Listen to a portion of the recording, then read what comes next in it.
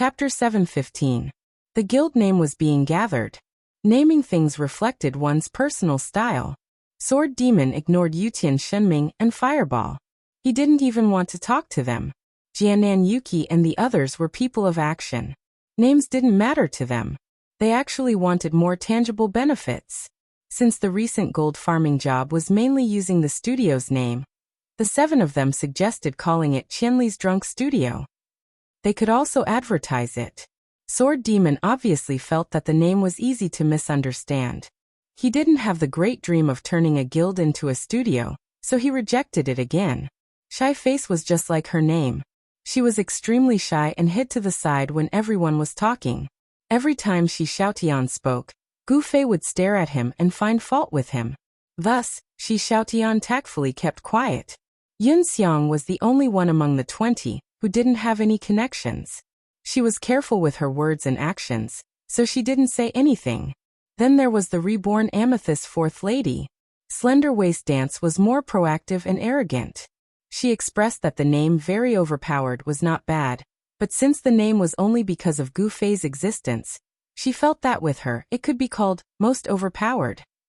I don't think the word most is good, Gu Fei said.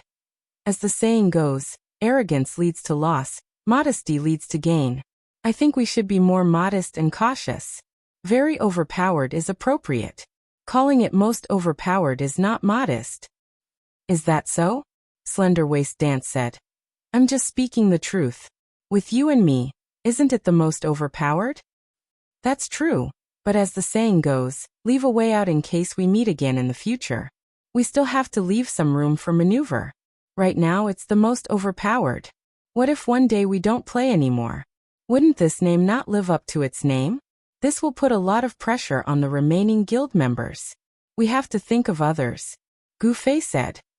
And that makes sense. Slender Waist Dance nodded. I couldn't tell. You still have some brains. Let's call it Very Overpowered. After saying that, Slender Waist Dance turned to the NPC and said, Let's call it Very Overpowered. Thank you. The Sword Demon burst into tears. How could it be settled just like that? What kind of modesty was that? Sword Demon could already foresee how difficult it would be to manage the guild with such a member. It was hard to say if rebuilding the guild this time was a blessing or a curse. Fortunately, the NPCs were not so casual. The one who was currently establishing a guild was Sword Demon. The NPCs would not just listen to a random passerby and name the Sword Demon's guild. Therefore, they ignored Slender Waist Dance and continued to wait for Sword Demon to speak. My words don't work? Slender Waist Dance was very unhappy that she was ignored. She turned back to look at Sword Demon. Sword Demon stammered. Do I really have to call it very heaven-defying? As he spoke, he looked at the others. Does anyone have any objections? Who has objections? Gu Fei and Slender Waist Dance said in unison. Those who had objections also swallowed their words. For example, Brother Yu had originally thought of a name. Looking at this scene, if he really replaced his name with Very Overpowered, he would definitely be crazily suppressed by these 2 heaven-defying monsters. It was better for him to live a few more years. Brother Yu was a very decisive person, so he immediately said, Very Overpowered isn't bad either. It's very catchy. For Sword Demon, it also has the meaning of surpassing the past. Don't you think it's not good? Brother Yu. Sword Demon understood Brother Yu's temper. He didn't believe that Brother Yu would like such an arrogant name. He definitely saw that the 2 of them had the upper hand, so he immediately hid under the tree to enjoy the shade. Gu Fei wasn't someone who didn't know how to read people's expressions. He saw that Sword Demon still had a lot of objections to this guild name, so he gave Sword Demon a chance to speak. Sword Demon, do you think this name is not good? Then what do you think? Sword Demon had a headache. He liked to smoke, so he named himself Smoker. Later, he didn't want to use this name anymore. Coincidentally, the new class was the Magic Swordsman, so he called himself Sword Demon. It was obvious that Sword Demon was a nameless alien, but this was the last chance to refute Gu Fei and Slender Waist Dance. Sword Demon thought hard and squeezed his brain cells. Finally, he came up with a name. Alliance of Friendship. How about this? Half of the people vomited on the spot. Gu Fei used his strong willpower as a martial artist to hold it in and repeated, "Alliance of friendship? What does everyone think?" The other half finally vomited too. "Sword Demon, do you dare to be more unsophisticated? Do you dare?" Led by Yutian Shenming, the acquaintances shouted at Sword Demon at the top of their lungs. Even Luo Luo couldn't stand it anymore. "If this is the name, I'll go back to Amethyst." Gu Fei spread his hands at Sword Demon and said helplessly, "I've tried my best." "Then it's very overpowered." Sword Demon lowered his head in shame. "There's nothing wrong with this name. I think it's very funny. Why don't you like it, Sword Demon?" Luo Luo asked. "It's not that I don't like it. I just feel a little uncomfortable," said Sword Demon. "Sword Demon, you're used to being low-key now. I remember when I first met you in the game, you had a bunch of minions and you were quite arrogant and pretentious." Fireball said. "Did I?" Sword Demon asked. "Otherwise, why would you be tortured by Brother Zue?" Fireball said. "I can't bear to look back on the past." Sword Demon was sad. "Then we'll use this name.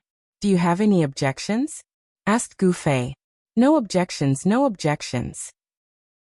Sword Ghost didn't dare to have any more objections. His naming was like poisoning, and he almost poisoned everyone to death. The guild name is very overpowered. After Sword Demon compromised, he told the NPC that he still had one last hope in his heart, which was that the guild name was repeated. However, he knew that this was unlikely. Brother Yu had recorded almost all the guilds in Cloud City. The name very overpowered was more unique. If there was Brother Yu should know. Sure enough, the NPC didn't say anything and quickly registered everyone. The 20 people received a system question. "Are you willing to become a member of the very overpowered guild?" Everyone answered yes, so the next step was to choose the pattern of the guild emblem. The system had a rich selection of emblem patterns to choose from. The ones that were already occupied naturally wouldn't appear in the selection. In addition, it also provided a special DIY function for players. However, the system would automatically compare the pattern made by the players with the current guild emblem pattern. If the similarity was more than 80%, it would be rejected as a reason. "Do you want to pick one or make one yourself?" Sword Demon asked everyone. "Just pick one. Make it one that's heaven-defying." Gu Fei said. "You do it. I don't know what kind of pattern is overpowered characteristics." Sword Demon retreated to the side. Gu Fei didn't hold back. He went forward and flipped through 2 pages on the table. He immediately pointed to one and said, "Isn't this fine?" Everyone gathered around to take a look. They all felt that it was extremely ugly. They simply couldn't understand Gu Fei's aesthetics. However, looking at Gu Fei's indifferent expression, everyone suddenly realized. This guy didn't join the guild, so whether the emblem was ugly or beautiful, he didn't need to wear it. The irresponsible Gu Fei was angrily scolded by everyone and chased out of the guild building. A circle of people looked through the table. The highest pass rate was 16 people. For people didn't agree, so they continued to look through it. Finally, everyone was tired. Sword Demon said, "Self-made? Self-made doesn't necessarily mean everyone likes it. There's no need for a pattern. Use words," said Sword Demon. This was the most common type of self-made guild emblem. Choose the name of your own guild or a certain word, and engrave it on the emblem. That kind, that doesn't look like an emblem. It looks more like a seal, said Luo Luo. Then you guys pick. I don't care. I agree. Call me when you're done. I'm going out to get some fresh air. Sword Demon stooped out of the building. Outside the building, Gu Fei was practicing boxing. When he saw Sword Demon come out with a beautiful ending, he came over and asked, "Done?" "No, I'm still picking." Sword Demon looked tired. Gu Fei was very sympathetic. "What do you want?" "I want a cigarette," said Sword Demon. "Go forward, turn right at the end of the street, about 200 meters, said Gu Fei. "What, there's someone selling cigarettes?" Sword Demon was startled. "No, it's the offline area. Go offline and draw," Gu Fei said. Sword Demon was speechless. Thus, Gu Fei began to practice boxing again. Sword Demon watched for a while, and his hands itched to spar with Gu Fei. Gu Fei was never polite when sparring. He beat Sword Demon until his teeth fell all over the floor. Sword Demon's mood became even more depressed. However, just by sparring, he asked a few questions about fighting. He felt that he had made some progress and was quite gratified. During this time, two girls who were reborn as Amethyst passed by and asked in surprise what the two were doing. "Where's CCB?" Gu Fei glanced at the building. "CCB takes so long?" The two girls were surprised. Everyone entered the city together and more than an hour had passed. Gu Fei sighed and casually asked, "How's the mission?" "A lot of missions." The two girls were excited. The girls weren't as passionate about quests as June Rain, but they were more passionate than the average player. Some quests in the city war could only be completed once, while some could be completed repeatedly by multiple players. These two girls were doing such quests as they hurried on with their journey. "Good luck." Gu Fei nodded his head. "Yes, guild leader." The two girls laughed and ran away. Sword Demon blankly watched the two run away. Gu Fei called out from the side. "Hey, you're calling me. Your guild is still choosing a badge." "I know." Just as Sword Demon said these three words, someone inside roared, "It's chosen. It's finally done." Sword Demon let out a long breath. Gu Fei followed him into the building. The 19 people gathered there and pointed at a badge happily. Sword Demon walked forward and looked. It was the word "and I." He spat out blood. "Isn't this still a word?" "It's not a word, it's a picture, but it looks like the word "and I," right?" Luoluo said. "It's been hard on you guys." Sword Demon didn't say anything else. He specified the badge to the NPC and then paid the fees needed to apply for the guild. Not a single coin could be missed. This was originally a huge sum of money, but what kind of huge sum could stop Gu Fei and the others? Sword Demon casually paid it. Thus, the guild was officially established. The system announced to everyone, "You have become a very OP member of the guild." Then, the guild badge was distributed to everyone's pockets. The NPC at the side said sincerely, "Warriors, a disaster is coming to this city. Pick up the weapons in your hands and erect the righteousness in your hearts. For freedom, for..." Everyone left. The guild was already established. Who would listen to the NPC's nagging? Out of the guild building, everyone let out a long breath. As the guild leader, Sword Demon turned around and wondered if he should say a few words. Suddenly Gu Fei said, "Why is there a person missing?" Sword Demon was startled. He counted 20 people. Sure enough, one was missing. But now that there was the guild channel, it was easy to find people. Just as he was about to send a message, Luoluo turned back into the building and shouted, "Little Rain, come out quickly. That's not a mission."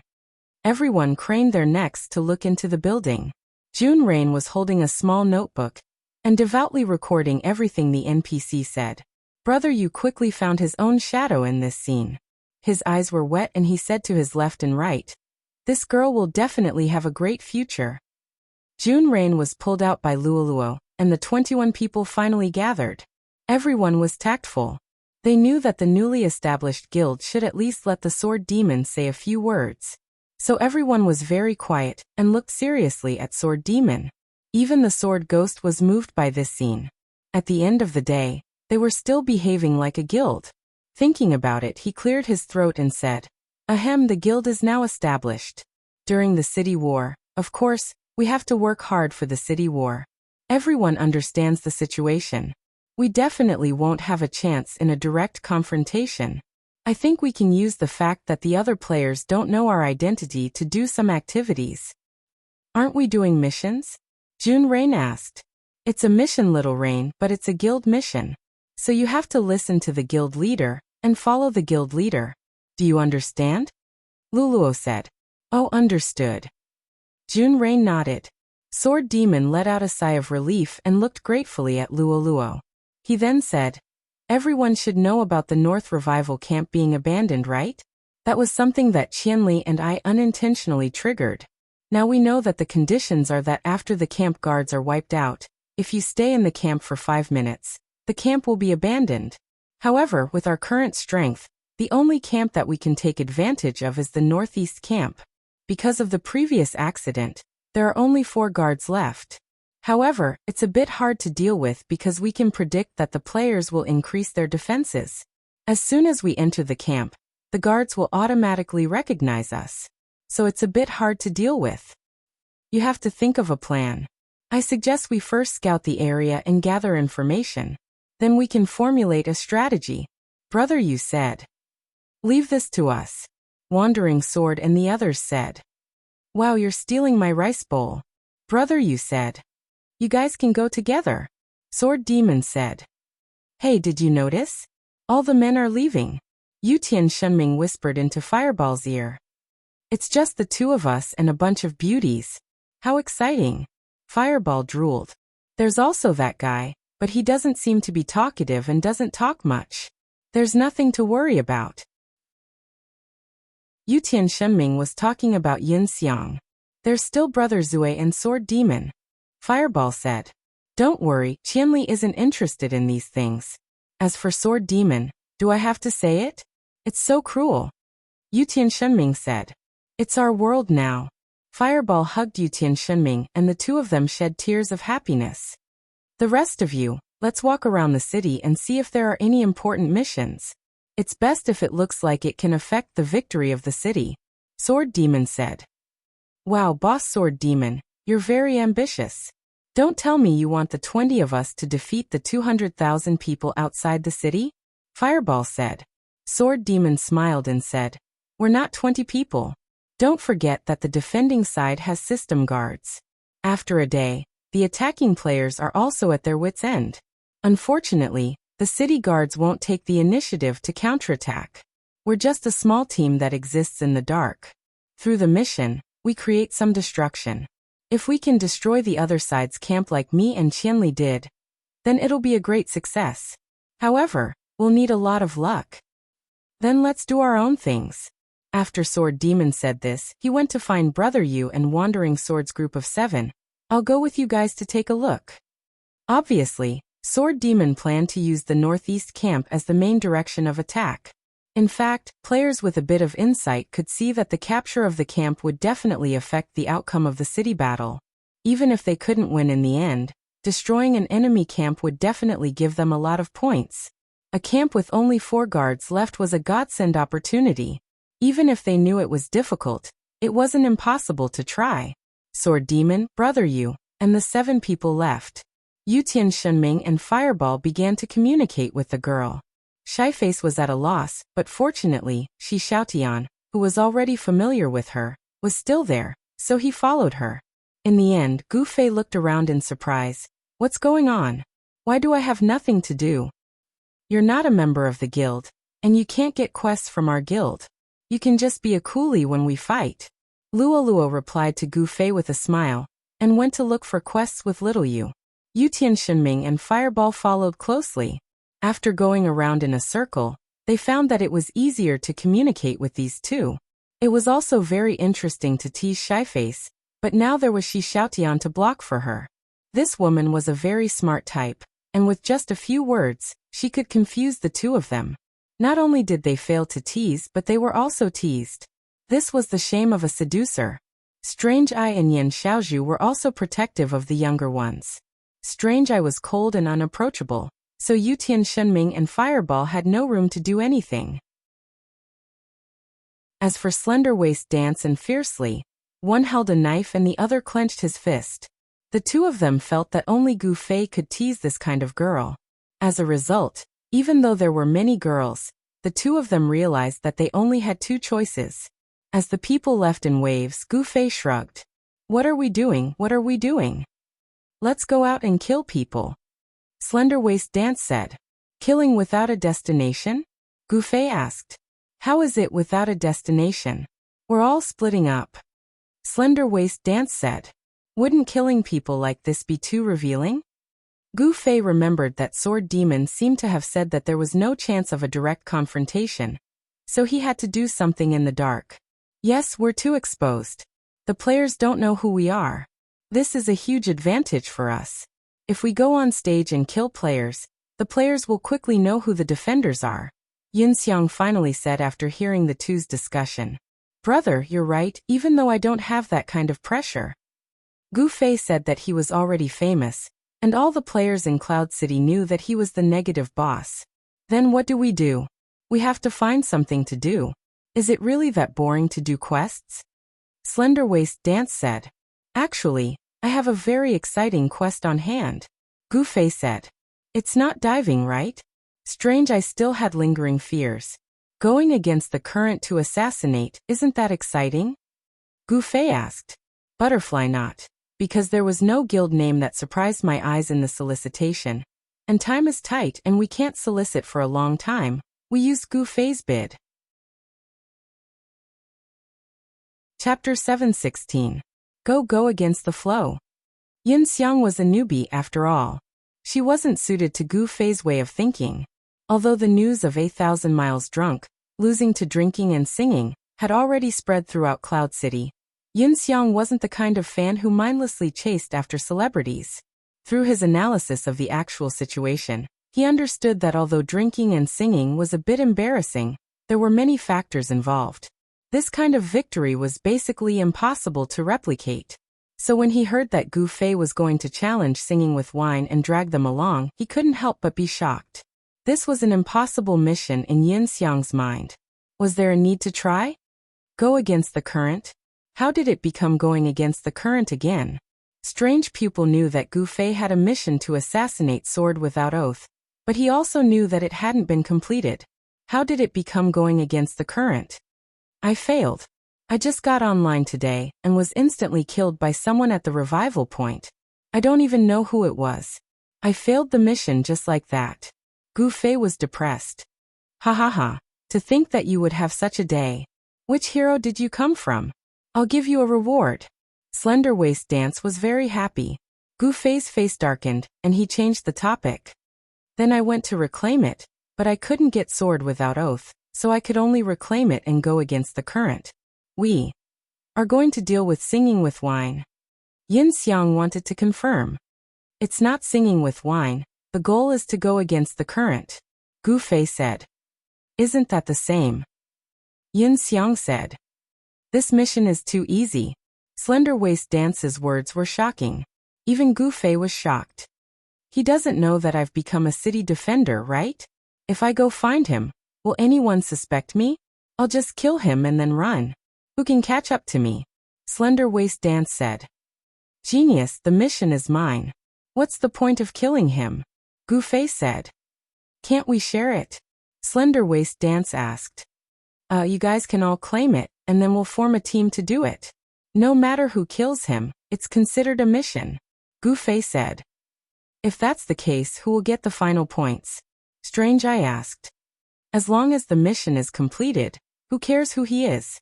Gu Fei didn't care at all. The place to receive the quest was very close. It was in the guild building, where the top 100 guild rankings were located. When Yunxiang accepted the mission, her heart was still trembling. Would this work? Would this work? Would this work? He asked himself repeatedly. All right, let's form a team and eliminate upstream, Gu Fei announced. Our team has no warriors, no knights, no priests. Yin Xiang reminded. Gu Fei turned around and looked around. He, Yin Xiang, and Strange Eye were the three sorcerers, Shi Xiaotian the archer, Slender Waist Dance the thief, Yin Xiaozhu the assassin, and Fiercely the fighter. Hey brother, you cousin sister, what's your profession? Gu Fei asked. Archer, she whispered shyly. She didn't dare to look Gu Fei in the eye. We really don't have any warriors, knights, or priests. Gu Fei nodded. Yin Xiang waited for him to say something else, but Gu Fei waved his hand. Let's go. Why did they leave just like that? Yin Xiang was at a loss and puzzled. No warriors, knights, or priests. Did he not realize what it meant to not have these three main professions? This meant that this was a pure DPS team with no defense and no recovery. When their strength completely overwhelmed their opponents, this kind of team would be like a harvesting machine. However, the problem was that their opponents had thousands of people, and they actually formed a pure DPS team. What was going on? I'm sure everyone knows how to sneak in and out of the battlefield. Let's split up and go our separate ways to reduce the possibility of being noticed by others. We'll meet up after we leave the city. If you happen to see me going against the current on the battlefield, You must inform me as soon as possible. As they spoke, they arrived at the city gate. After Gu Fei gave a few instructions, everyone scattered and entered the battlefield. Everyone's hearts were filled with apprehension. On the sword demon's side, he and Brother Yu led a group of 7 people. A group of acquaintances walked along the way and talked about how to play the guild in the future. When they reached the city gate, they used the same method as Gu Fei and the others to split up and sneak out. The northeast camp was just ahead. Everyone did their own thing, and Sword Demon was vigilant of his surroundings. Han family young master had already guessed their intentions. He also knew that Jian Nanyu and the others had already joined the guild. It would be easy for others to fool them, but it would be troublesome if they met Han family young master. The defenses are much tighter. Brother Yu had already started to observe the northeast camp. Due to the destruction of the camp in the north, the guilds in Tunza had all moved their homes. Everyone liked to stay next to the camp. This was because if something unexpected happened, they could quickly revive and join the battle. For example, if the battle against Gu Fei and Wine had happened next to the camp, the 1,000 players would not have died and the outcome would have been completely different. At the same time, these players also realized that the northeastern campsite was likely to be attacked. It didn't take a genius to figure this out. Therefore, no one called for an alliance. Everyone moved to the northeastern campsite for the sake of their own interests. This way, there were only 4 NPC guards in the northeast camp, but they had the most players among the remaining 6 camps. Sword Demon and the others didn't dare to go forward. They walked in a circle from afar and shook their heads. I think this is too difficult, Jian Nanyu said. There are too many people. That's right. We only have so few people. Luring a few hundred out is already giving them face. They still have tens of thousands left. We can't fight them. In this situation, there's no difference if we have 20 people or 1 person. It would be good if there were 200,000 people. The discussion went on. Sword Demon was in a difficult position. The guild had just been established. He hoped to fight a beautiful and difficult victory. He wanted to win a lot of points and let everyone have confidence in the guild. How could he not know how difficult it was to abandon the northeast camp? However, it was more meaningful to win such a legendary victory. I think we need to wait. The Sword Ghost said. These people can't just guard the campsite all the time. They have to complete missions and attack the city. How can they get points just by sitting here? I think this is only temporary. When the siege starts, there won't be so many people. Moreover, when they revive, we might have a chance. What about sneaking in? Can we? Blackwater asked.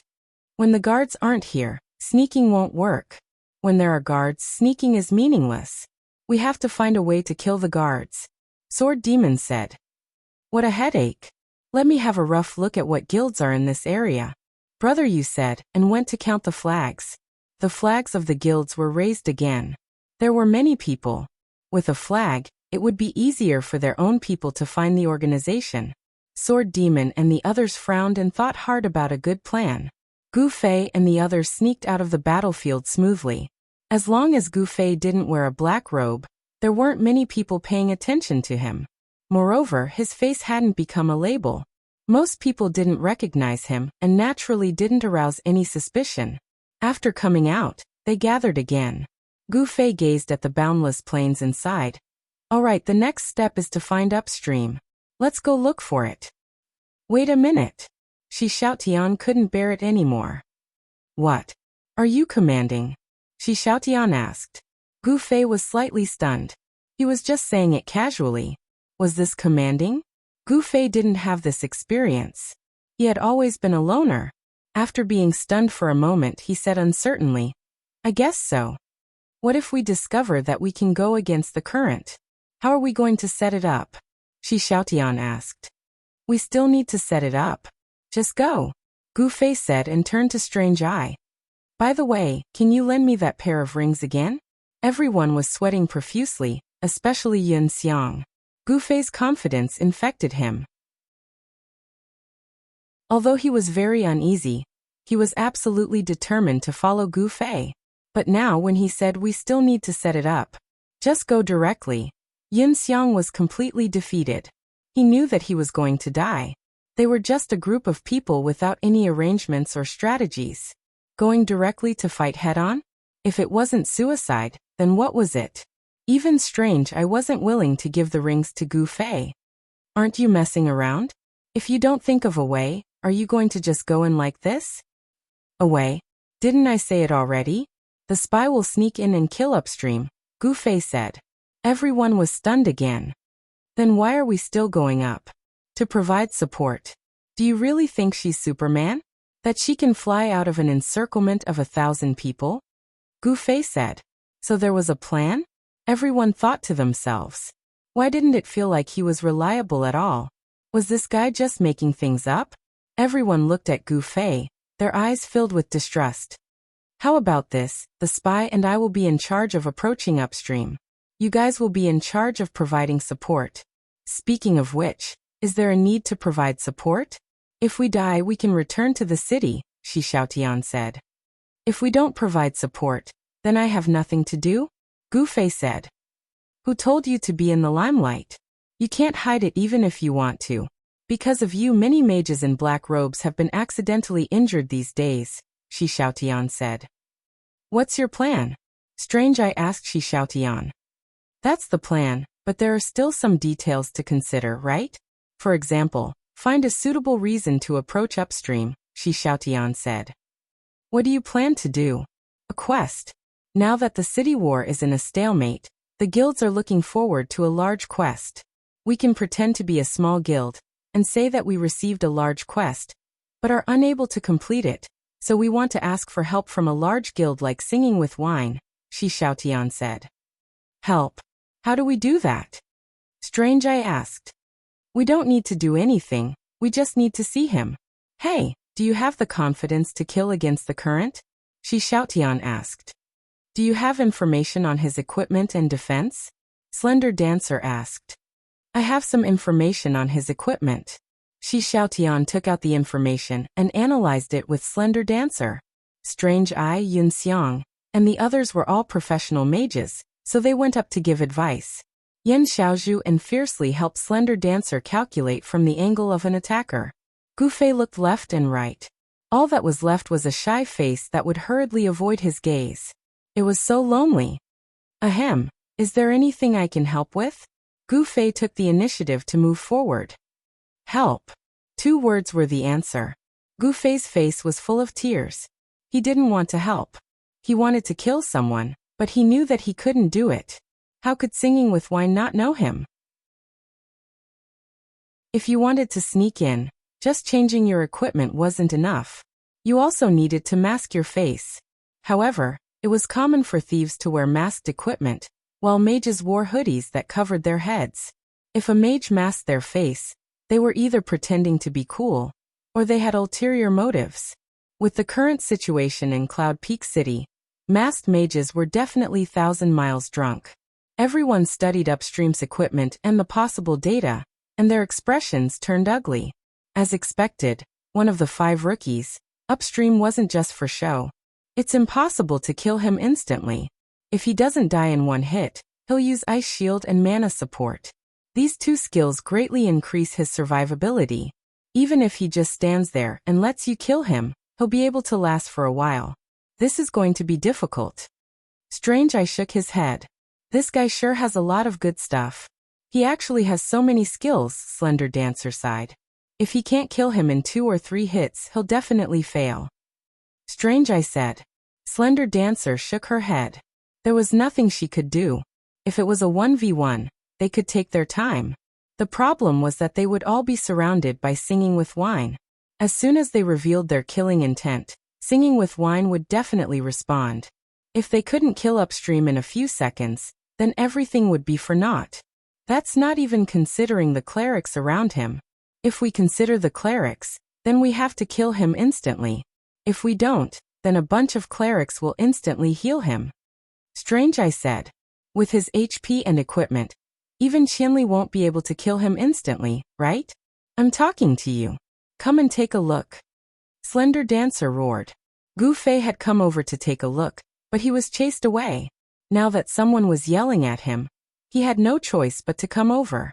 Everyone was looking at a book in Shi Xiaoyan's hands. Inside it was a record of upstream's equipment. When they were discussing, upstream's data had already been calculated.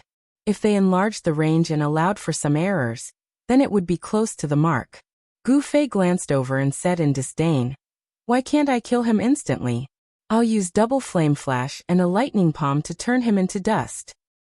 "We don't have time for you to use so many skills," Slender Dancer said. Gu Fei didn't say anything else and demonstrated on the spot.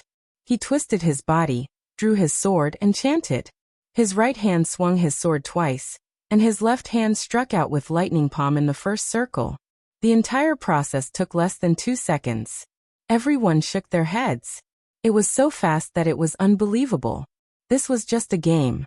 The speed of one's movements was directly related to their attributes. How much agility did he have to be so fast? "Impossible. How can your agility be so high?" Slender Dancer said. "How many times have I said it? It's not speed, it's rhythm. The seamless chain of attacks would obviously look fast. If I didn't have to chant, I could be even faster." Gu Fei said. "Unfortunately, you can't get in." Strange Pupil sighed. "That's why I said it in vain. Sigh, there's nothing I can do. I can't kill him instantly." Slender Dancer said regretfully. "Sword Demon might be around the same level." Gu Fei said as he looked at the data.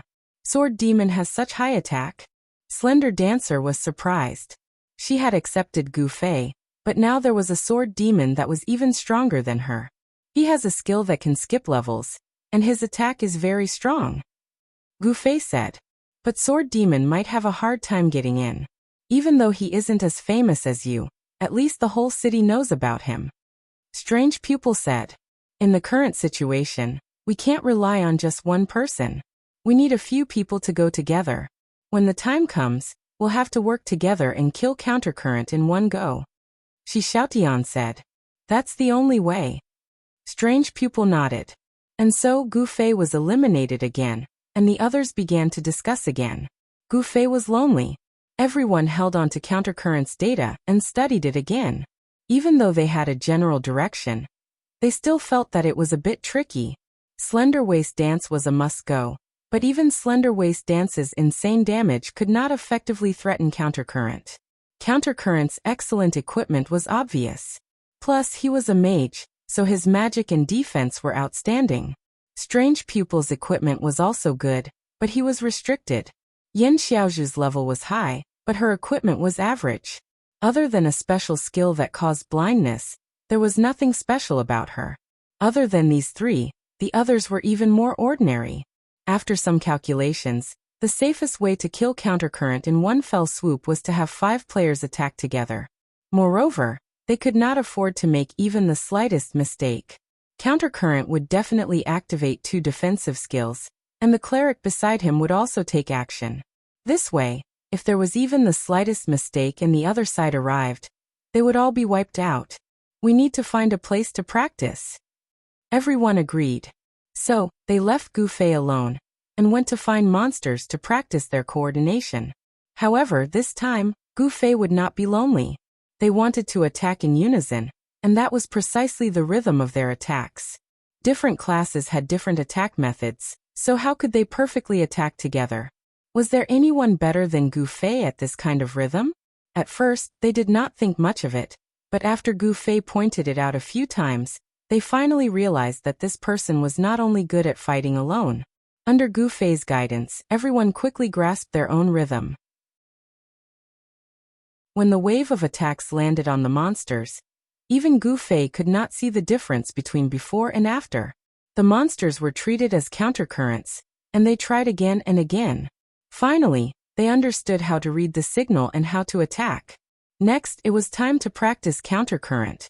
The group was very confident, and at this time, they ignored their teacher, Gu Fei, and sent him to find out where countercurrent was. Gu Fei was depressed. Where was he going to find out? He only had a few friends, so he sent a message to Sword Demon and the others. "Did you see the person singing to the wine?" "Singing to the wine. What about the northeast camp?" "We want to kill countercurrent," Gu Fei said. "Don't joke around. Do you know how many people are here?" Sword Demon said. We have a plan, Gu Fei said. Sword Demon listened and said, what if countercurrent is in the resurrection camp? As soon as you step in, the system will prompt you. Even if you don't want to be exposed, you will be exposed. This. Gu Fei was stunned. No one on their side had considered this problem. Look at Sword Demon. As expected of an old man, he was much more reliable than these girls when it came to details. In the end, after Gu Fei gave Sword Demon feedback, Shi Xiaotian smiled and said, who said we have to take the initiative? We'll ask him out. Maybe God will help us. His brain short-circuited. Wouldn't it be easier for us to act together? Chapter 7:17. What are you going to do? Everyone looked at Shi Xiaotian. Gu Fei was depressed. What was going on? Why did this liar girl act like she was the boss? Shi Xiaotian didn't stand on ceremony. She counted her fingers and said, although it sounds simple, there are a lot of details that need to be carefully considered. When I thought of this plan, I first considered the current situation. During the city war, there would definitely be a lot of open and secret fights between guilds. Now that the situation was in a stalemate, I could find countercurrent to discuss this kind of cooperation. This would allow me to gain his trust to a large extent. However, it is also because of this situation that if Upstream's players are suspicious, they might suspect that this is a trap set up by another guild. Why is it so complicated? Thin Waist Dance, who liked to be simple and direct, started to feel annoyed when she heard the long speech. Shi Xiaotian just smiled and said, in this kind of ambiguous situation, we don't know what choice Upstream will make. It is very likely that he will wait and see. So we need some people to add fuel to the fire. What do you mean? Everyone didn't understand. Just now you all accepted the mission to assassinate Upstream, right? Shi Xiaotian said. Yes. Everyone nodded. I'm not. Shi Xiaotian shook her head. I accepted the mission from the third place, Uncheng Matsu. What do you mean? Those who reacted quickly suddenly had a vague idea in their minds. We need to do a marketing campaign. We can't complete the mission, so we want to auction it to the two guilds. Shi Xiaotian finally revealed the truth of her plan. If Upstream hesitated when he heard the news, when he heard that we will look for Uncheng Matsu, even if he hesitated, he will bite the bullet and do it. Conversely, it is the same for Uncheng Matsu. Actually, if we can accept the Sword of No Oath, the competition between the two guilds will be more intense and easier to use. Unfortunately, I tried the Sword of No Oath just now and can't accept it.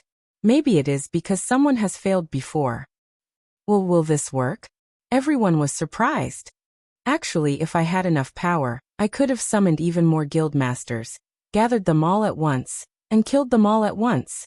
However, we don't have enough manpower, and all of them are at the level of a guild leader.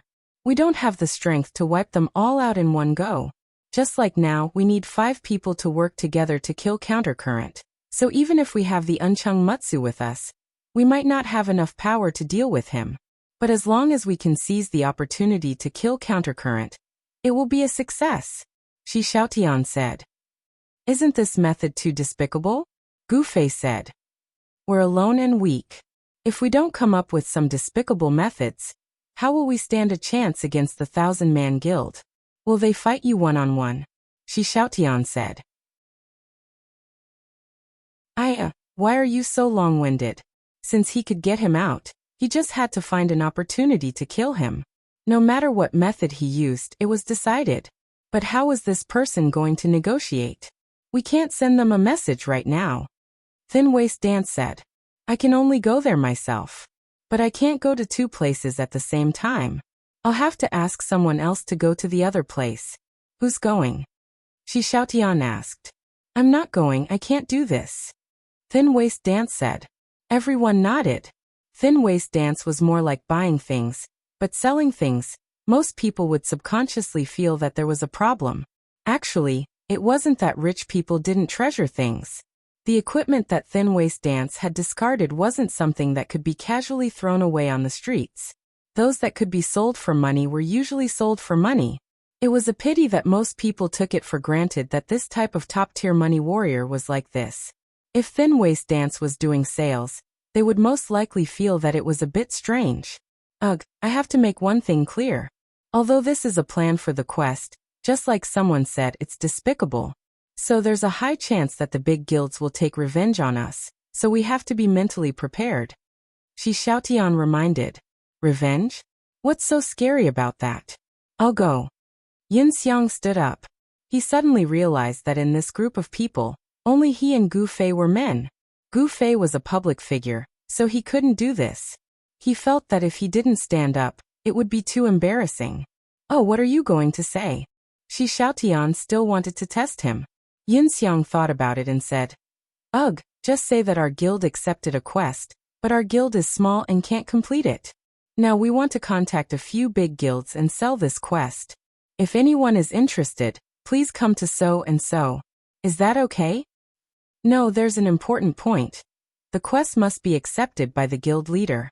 Without this restriction, what if the big guilds randomly send a few people over? Shi Xiaotian said. How do I say this? Just say that it's a quest requirement? Yin Xiang asked. Right.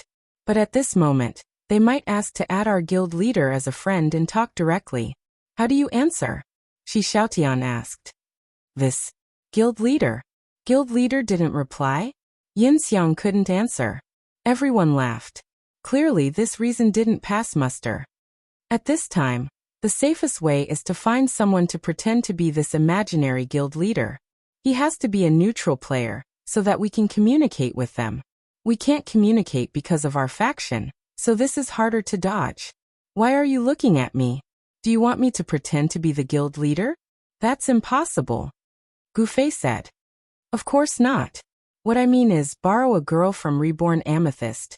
And then we need an independent player to pretend to be the guild leader. Everyone was in a daze.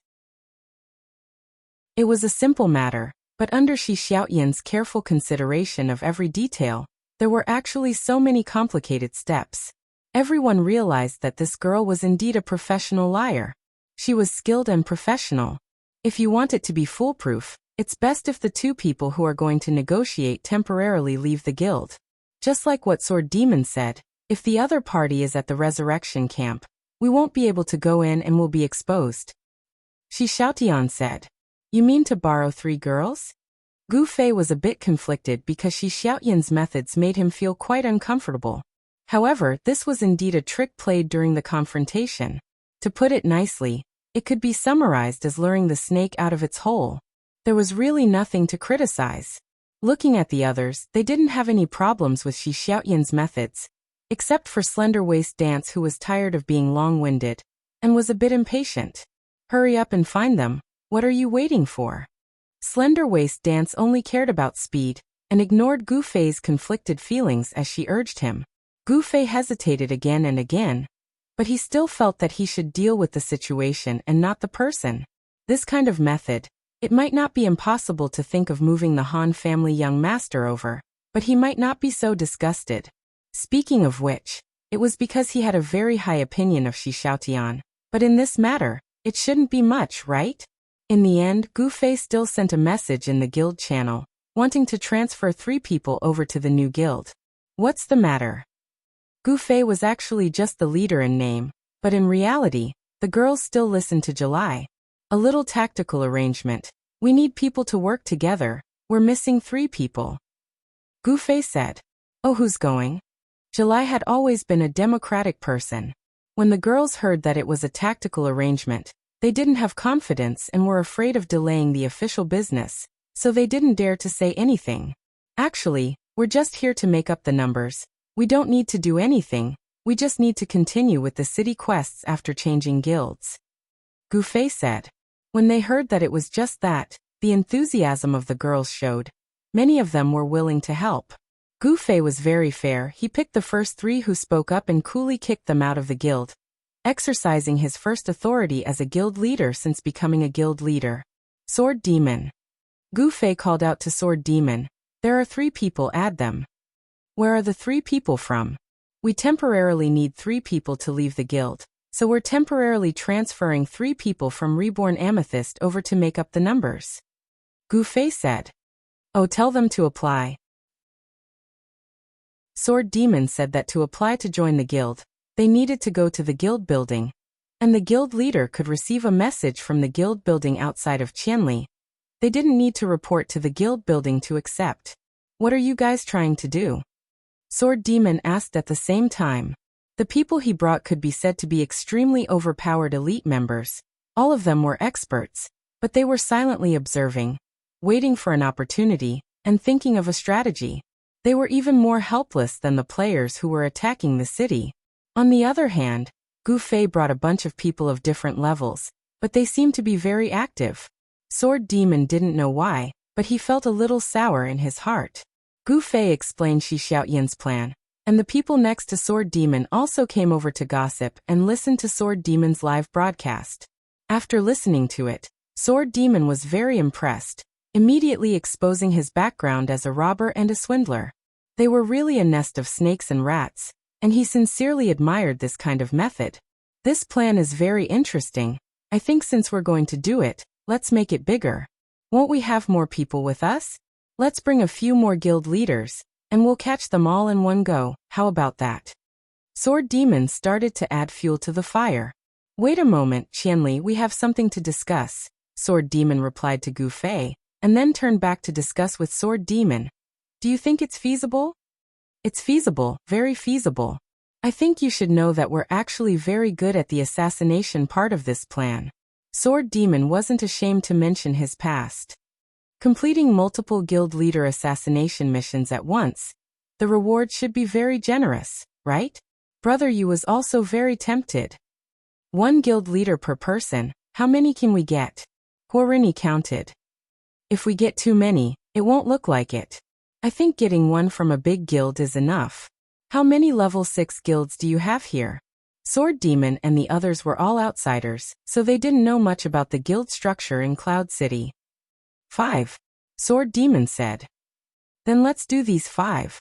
Sword Demon said. There's no rush at the camp. Look at the current situation. We're just standing here and watching. Why don't we assassinate the guild leader together? Sword Demon listened and gradually became tempted. That's right. The plan sounded quite good, and there were conditions to enlarge it. They could assassinate a bunch of them at once, and several missions could be completed at once. It was very suitable. Okay. Sword Demon nodded and contacted Gu Fei. There's no rush, we'll come over and work together. Ah. Gu Fei didn't expect this result. Who's on your side? Sword Demon asked. Gu Fei said his name. Call Yutian and the others out. Oh wait, while you're at it, come out with a mission. Sword Demon said. What mission? Get a few more guild leaders, and we'll make it bigger this time. Sword Demon said. Cruel, too cruel. Gu Fei realized that he was clearly a good person. Alright, the latest news is that Sword Demon and the others have decided to come over to help. The plan has been enlarged, and we'll lure the 5 guild leaders over and capture them all in one fell swoop. Gu Fei announced. 5. I can't accept the mission from Sword of No Oath. I've interacted with Gu Xiaoshang from Rosy Clouds before. I don't think that girl will fall for this because her guild is more self-satisfied and developed, but she doesn't have any intention of competing. Shi Xiaotian said. Then it'll be the 4 guild leaders. Sword of No Oath doesn't have a mission. No mission doesn't affect killing him. Gu Fei said. Ruthless, one more ruthless than the other. Yin Xiang gradually had a clearer and clearer understanding of the group she was in now. Shameface looked at everyone with more and more fear in her eyes. If that's the case, then we can't just randomly accept the mission. Let's plan it well. Shi Xiaotian said. Thus, the Against the Heavens Guild began to gather and prepare for their first group activity. Among the 3 new girls, 2 of them said that they would continue to stay in the city to make up the numbers, while the other one said that she wanted to come out and participate in the activity. Hi, Little Willow. Gu Fei greeted Lower Willow. She was someone he had known for a long time, but they didn't interact much. Previously, there were a bunch of girls, and he didn't have the time to greet this kind of person that he had a bit of a personal relationship with. Guild leader. Lower Willow also used the name that Amethyst used to call Gu Fei. This form of address was 30% to tease, and 70% to tease.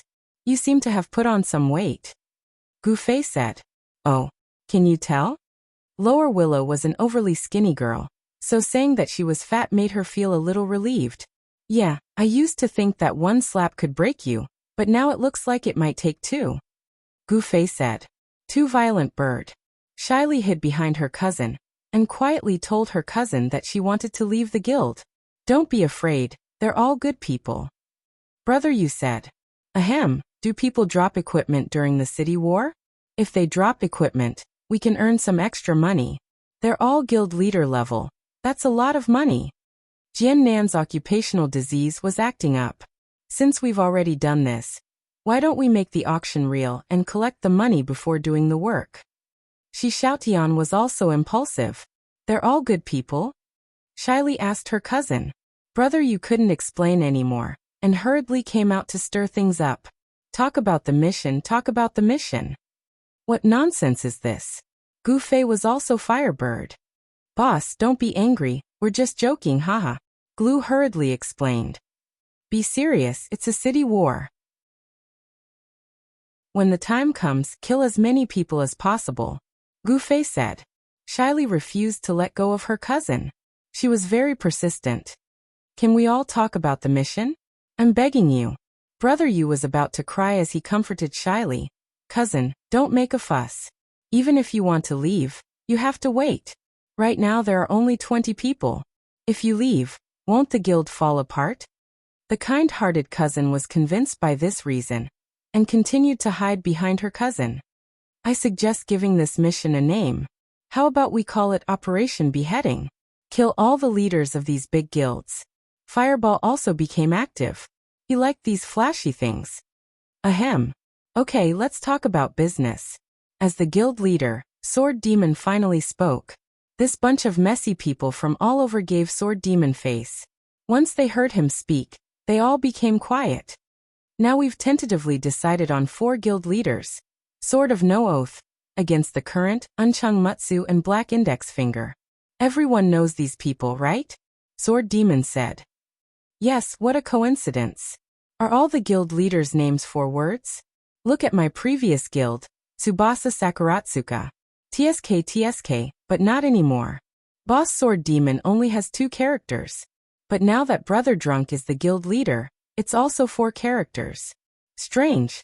Why do you all like 4-character names? Fireball rambled on, changing the topic. Everyone raised their eyebrows. Do you have the right to talk about names? Gu Fei asked. Fireball froze and sweated. His biggest flaw in the game was his name. Can you all stop interrupting? Sword Demon wiped his sweat. This guild leader was really strenuous. Everyone used silence to express their determination. Because of the target's special identity, we can't think of the opponent as one person. What we need to do is to hit the target with 1 strike and kill 1 person with 1 strike. Now let's take a look at the opponent's information. Under Sword Demon's signal, Brother Yu proudly took out his information book. Everyone came forward to take a look. Brother Yu was hit in the head. After a few glances, Shi Xiaotian said, Brother Yu, don't you have any updates on your information book? This, and this. These 3 pieces of equipment have long been eliminated by the Sword of No Oath. Really? Brother Yu was stunned. Going against the current is true.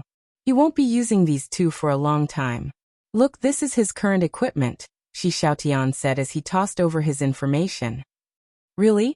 Brother Yu quickly took it and studied it eagerly. What about the equipment of Unchung Mutsu and Black Index Finger? Brother Yu continued to ask. I don't have information on these 2. Shi Xiaotian shook his head.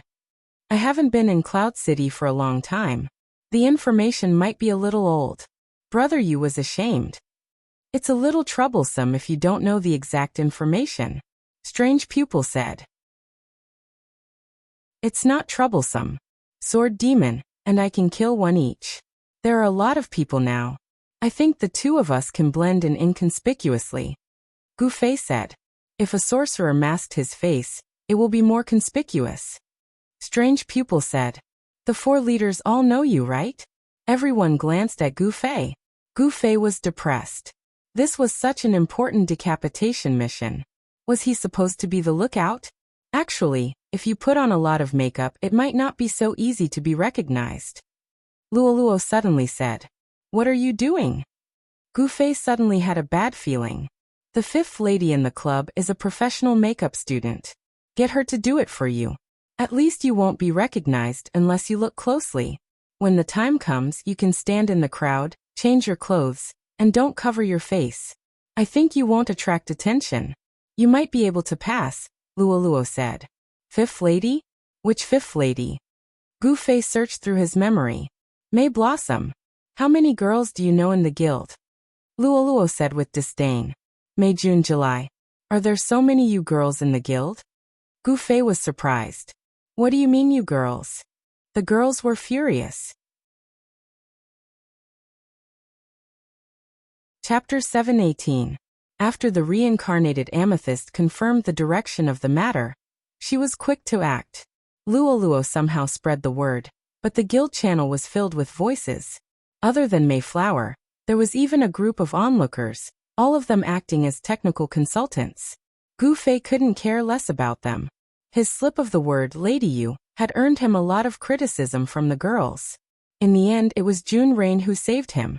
Looking at the group of girls poking fun at Gu Fei, June Rain showed great confusion. She said blankly, What are you guys doing? I'm the real Lady You. Little Rain. Luoluo and the others didn't know whether to laugh or cry. Little Rain, you're a brother. Gu Fei escaped from the encirclement. It's the truth. June Rain said. I'll bring you on a big quest later. Gu Fei promised. What kind of quest?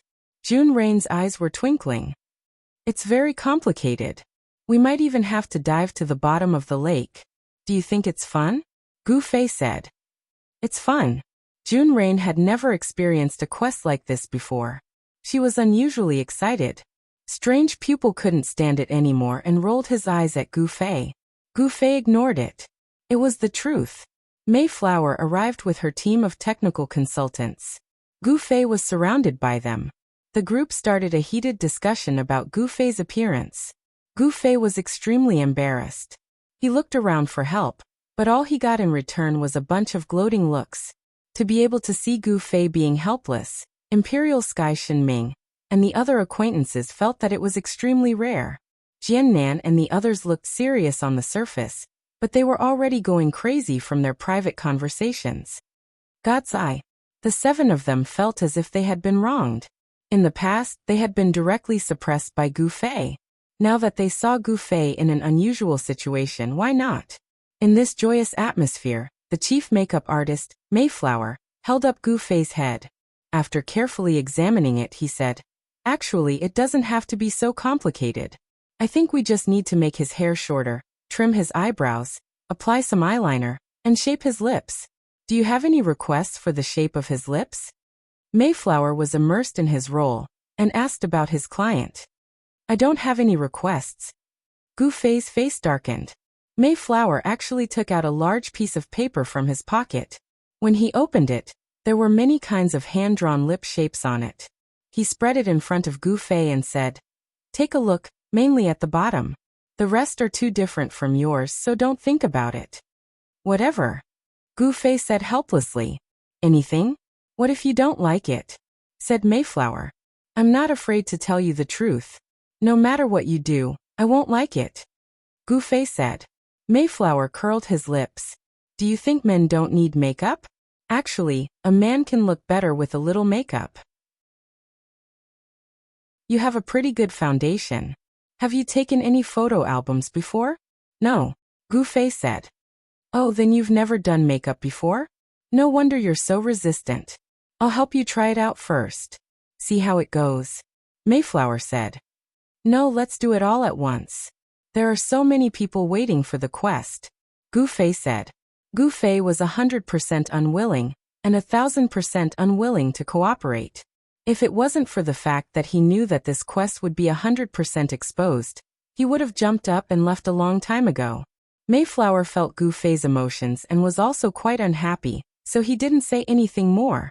He took out some replacement tools from his pocket and started working on it.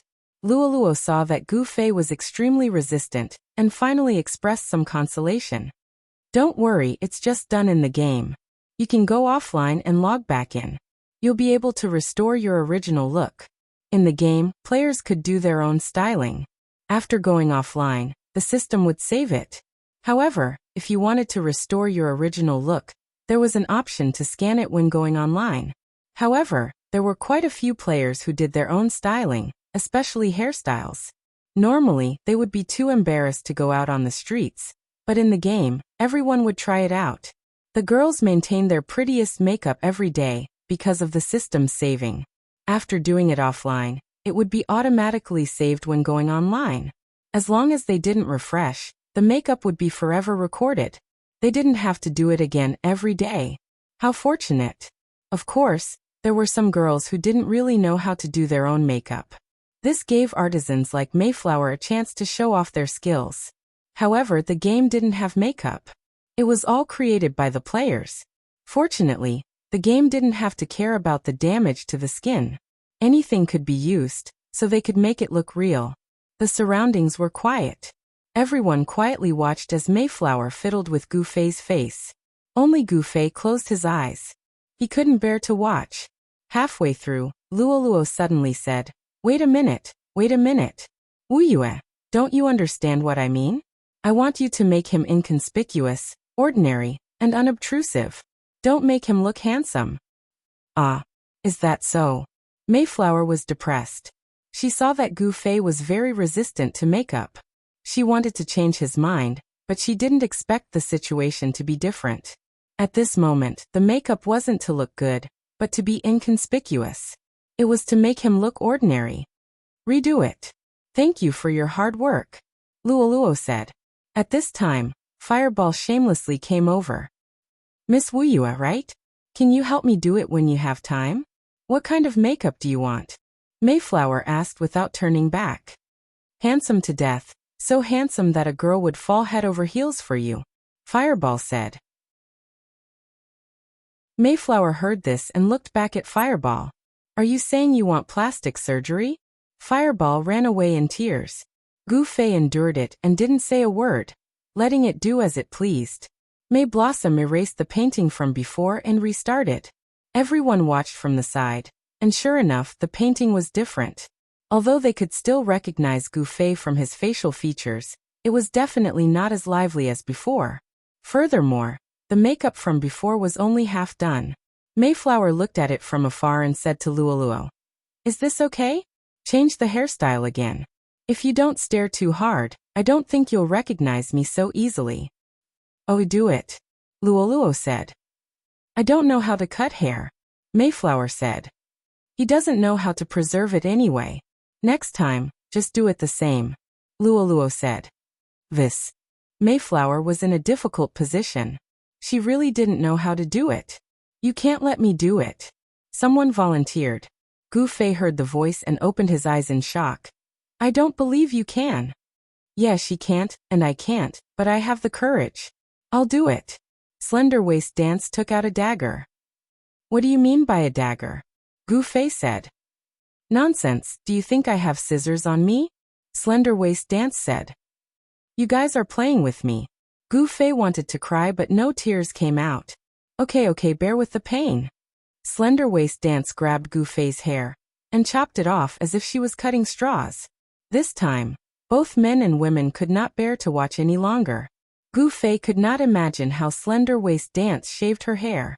He only felt that she was moving her hair to the left, to the right, to the front, and to the back, as if she was pursuing something. Okay. Slender Waist Dance patted Goofei's head. Goofei woodenly stood up and looked left and right.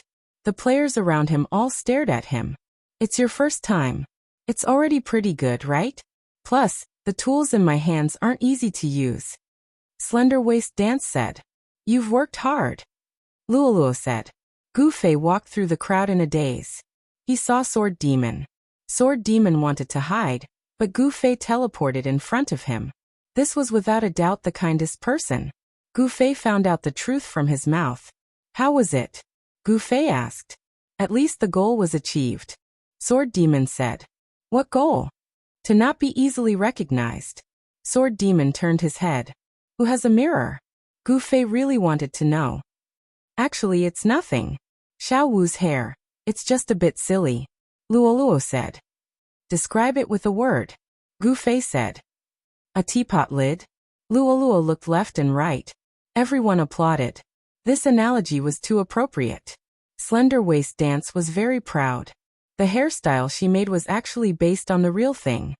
Won't it attract attention if it's too silly? Gu Fei said. I don't think so. Luoluo said. Why? Can't you see that I'm always avoiding you? I really don't want to look at you. Luoluo said. Gu Fei's face was full of tears. Ahem, let's not talk about this. Let's talk business. Sword Demon said. Everyone who was going to participate in this operation began to gather. The girls who came to see Amethyst continued to discuss Gu Fei's makeup. Qianli, come here. Sword Demon called out to Gu Fei, who was still in a daze. For leaders, 3 warriors, and countercurrent. From the information, they're also mages with strong survival abilities. Now let's divide the roles. Who will be in charge of the 4 leaders? Sword Demon began to speak. Unchung Mutsu and Black Index Finger's situation might be a bit old. Their current true strength is a question mark. Although Qianli said that he and I will each take one, the problem is that he already has the countercurrent mission. And this assassination mission can't be taken 2 at once. So if he launches the last attack, this attack must be on countercurrent. If he kills someone else, it'll be equivalent to wasting the chance to complete the mission. Oh, I forgot about that. Gu Fei was worthy of being a martial arts practitioner. His concentration was very fast, and when it came to business, he temporarily forgot about the trouble of the pot lid. Can we cancel the heavy claim? I'll ask the girls who are still in the city to try. Luoluo said. Let's give it a try. Sword Demon nodded. You guys said you guys are fine with killing countercurrent? Sword Demon asked Slender Waist Dance and the others. No problem. They were confident that Slender Waist Dance would be in charge of killing countercurrent, with Strange Eye, Yin Xiaozhu, Fiercely, and Yun Xiang as support. I thought of a problem. Gu Fei suddenly said. What? Everyone asked. Actually, I'm not the only one who can be easily recognized. For example, Sword Nanyu, you should know Unsworn Sword, right? Gu Fei said. Ah.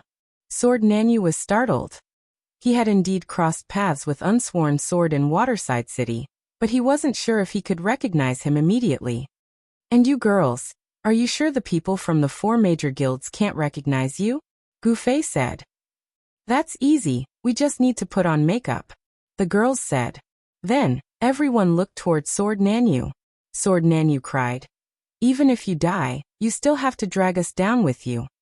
There's also Yutian Shenming. Gu Fei said. Do any of these guild leaders not know him? Yutian Shenming wanted to run, but he was immediately stopped by Brother Yu, who saw through his intentions. Oh right, and Brother Yu. Gu Fei said. Ah. Brother Yu came to his senses. So he didn't run either. Other than thieves, if any other class masked their faces, it would be suspicious, right? Gu Fei said. Sword Demon let out a long sigh. He was extremely glad that he chose the thief class. If any of you were recognized, it would be very suspicious, right? Gu Fei said. So don't think about it. Line up and put on makeup. Gu Fei said.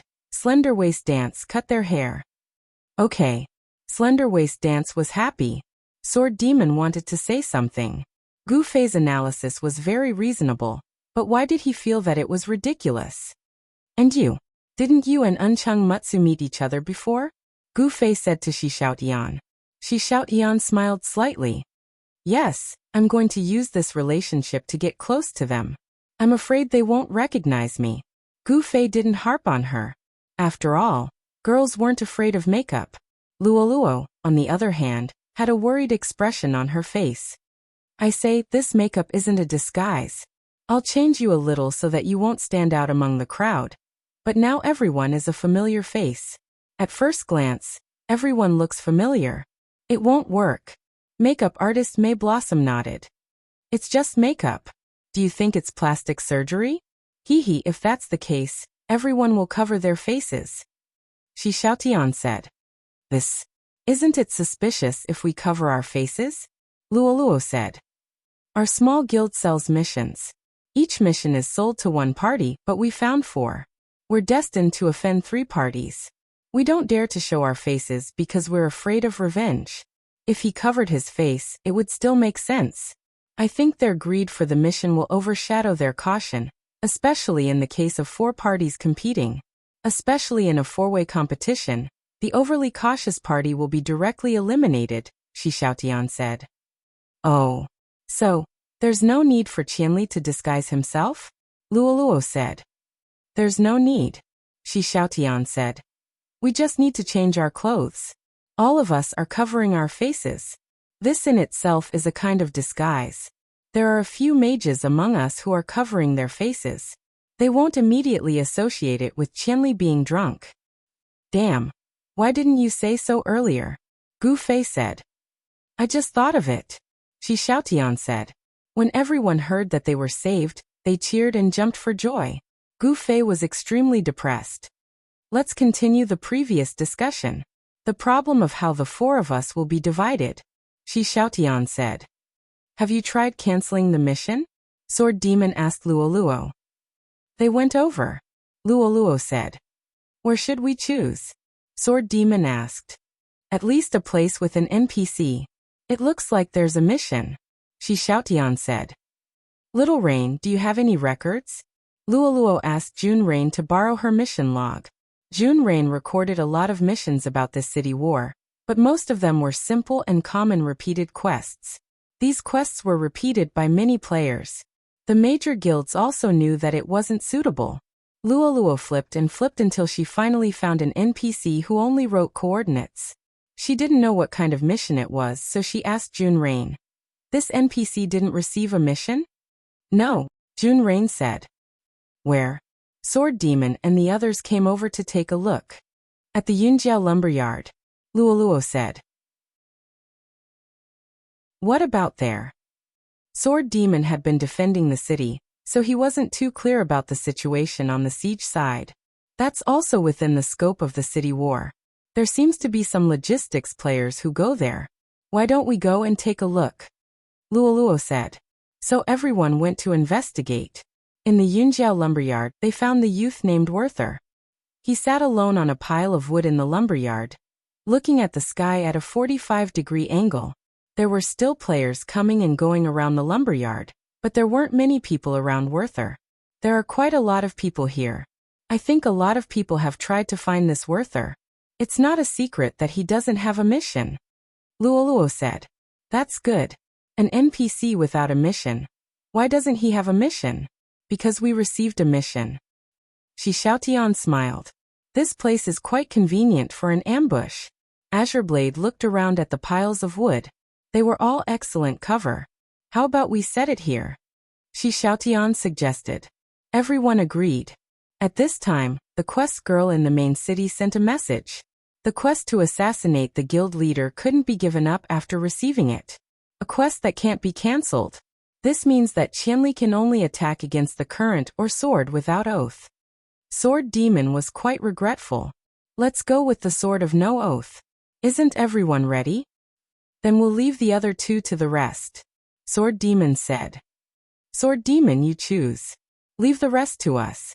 Azure Blade was full of confidence. Are you sure? Sword Demon asked Azure Blade and the others. Azure Blade laughed but didn't say anything. His face was professional. I can't say it's foolproof. Brother Yu Yutian Fireball, help me. Sword Demon was quite cautious. No problem. Yutian Shenming pulled his bow. But from the looks of it, the 4 sides have to attack at the same time. Otherwise, if one side is fast, it'll be a hint to the other side. Brother Yu was worried. Sword Demon patted him and said, Brother Yu, as long as you can kill them in one hit, the hint doesn't matter. Brother Yu was slightly startled and had an epiphany. No matter what reaction you had, you wouldn't be able to save him in one hit. Then it's basically decided. After the distribution, let's each take our quest. Azure Blade, we'll go take Unchung Mutsu. You guys take Black Index Finger. Sword Demon distributed. No problem. What about my side? I need a few people to act with me to lure them. These people need to temporarily leave the guild, and they need to have unfamiliar faces and IDs. People like Luoluo, who is known as Amethyst, definitely can't do it. Shi Xiaotian said. It wasn't difficult to choose, but it was a bit tricky to pick. Gu Fei and the others definitely didn't count. Azureblade and the others were also masters on the leaderboard. Their IDs were actually famous, but it wasn't very convenient. The rest were the girls who had been reborn with the purple crystal. Can I? I should be fine. Wuxia recommended himself. Butterfly not. This chapter is about playing with the protagonist. Looking back at the previous chapters, is there such content? I don't really remember.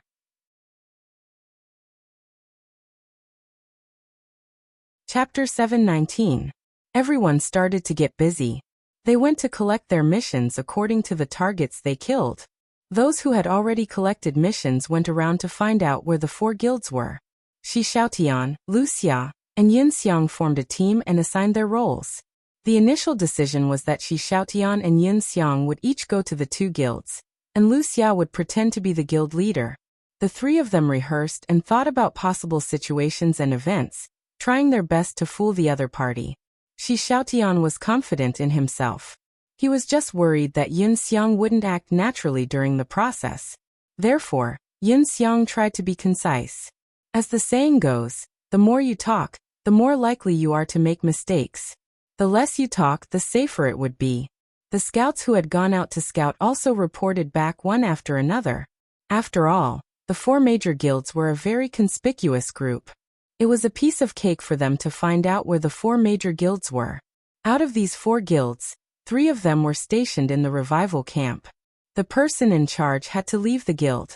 Shi Xiaotian and the other 2 were prepared and were kicked out one by one. Shi Xiaotian was in charge of against the current and Uncheng Mutsu. Yin Xiang was in charge of the sword of no oath and black index finger. Shi Xiaotian rummaged through his pockets and grabbed a bunch of guild badges. He randomly picked 2 that were the same and passed one to Yin Xiang. He wore one too. He asked Yin Xiang for the last time. What's the name of the guild? How many people are there? Who are the members? Do you remember all of these? Yes. Yin Xiang nodded. Okay, 2 for each person. Let's go far away first. Shi Xiaotian said and went their separate ways with Yin Xiang. The others also knew that the operation had begun. Those who accepted missions, and those who went to scout for information returned to their original positions. They seized the time to discuss tactics and get used to each other. At the revival camp in the northwest of the city, a large number of players gathered, including the Yunmu Guild led by Uncheng Mutsu. The city war remained in a stalemate. After learning that there was a limit to the number of deaths, many guilds no longer dared to act rashly. This was especially true for the large guilds that held high hopes for the city war. None of them dared to casually engage in a battle of attrition with the system. Currently, the various large guilds were showing signs of shifting their focus to quests. These special quests were not easy to accept. However, the fixed NPCs in the various resurrection camps had many timed quests. Players were currently swarming there, trying to complete these boring quests in order to earn some points.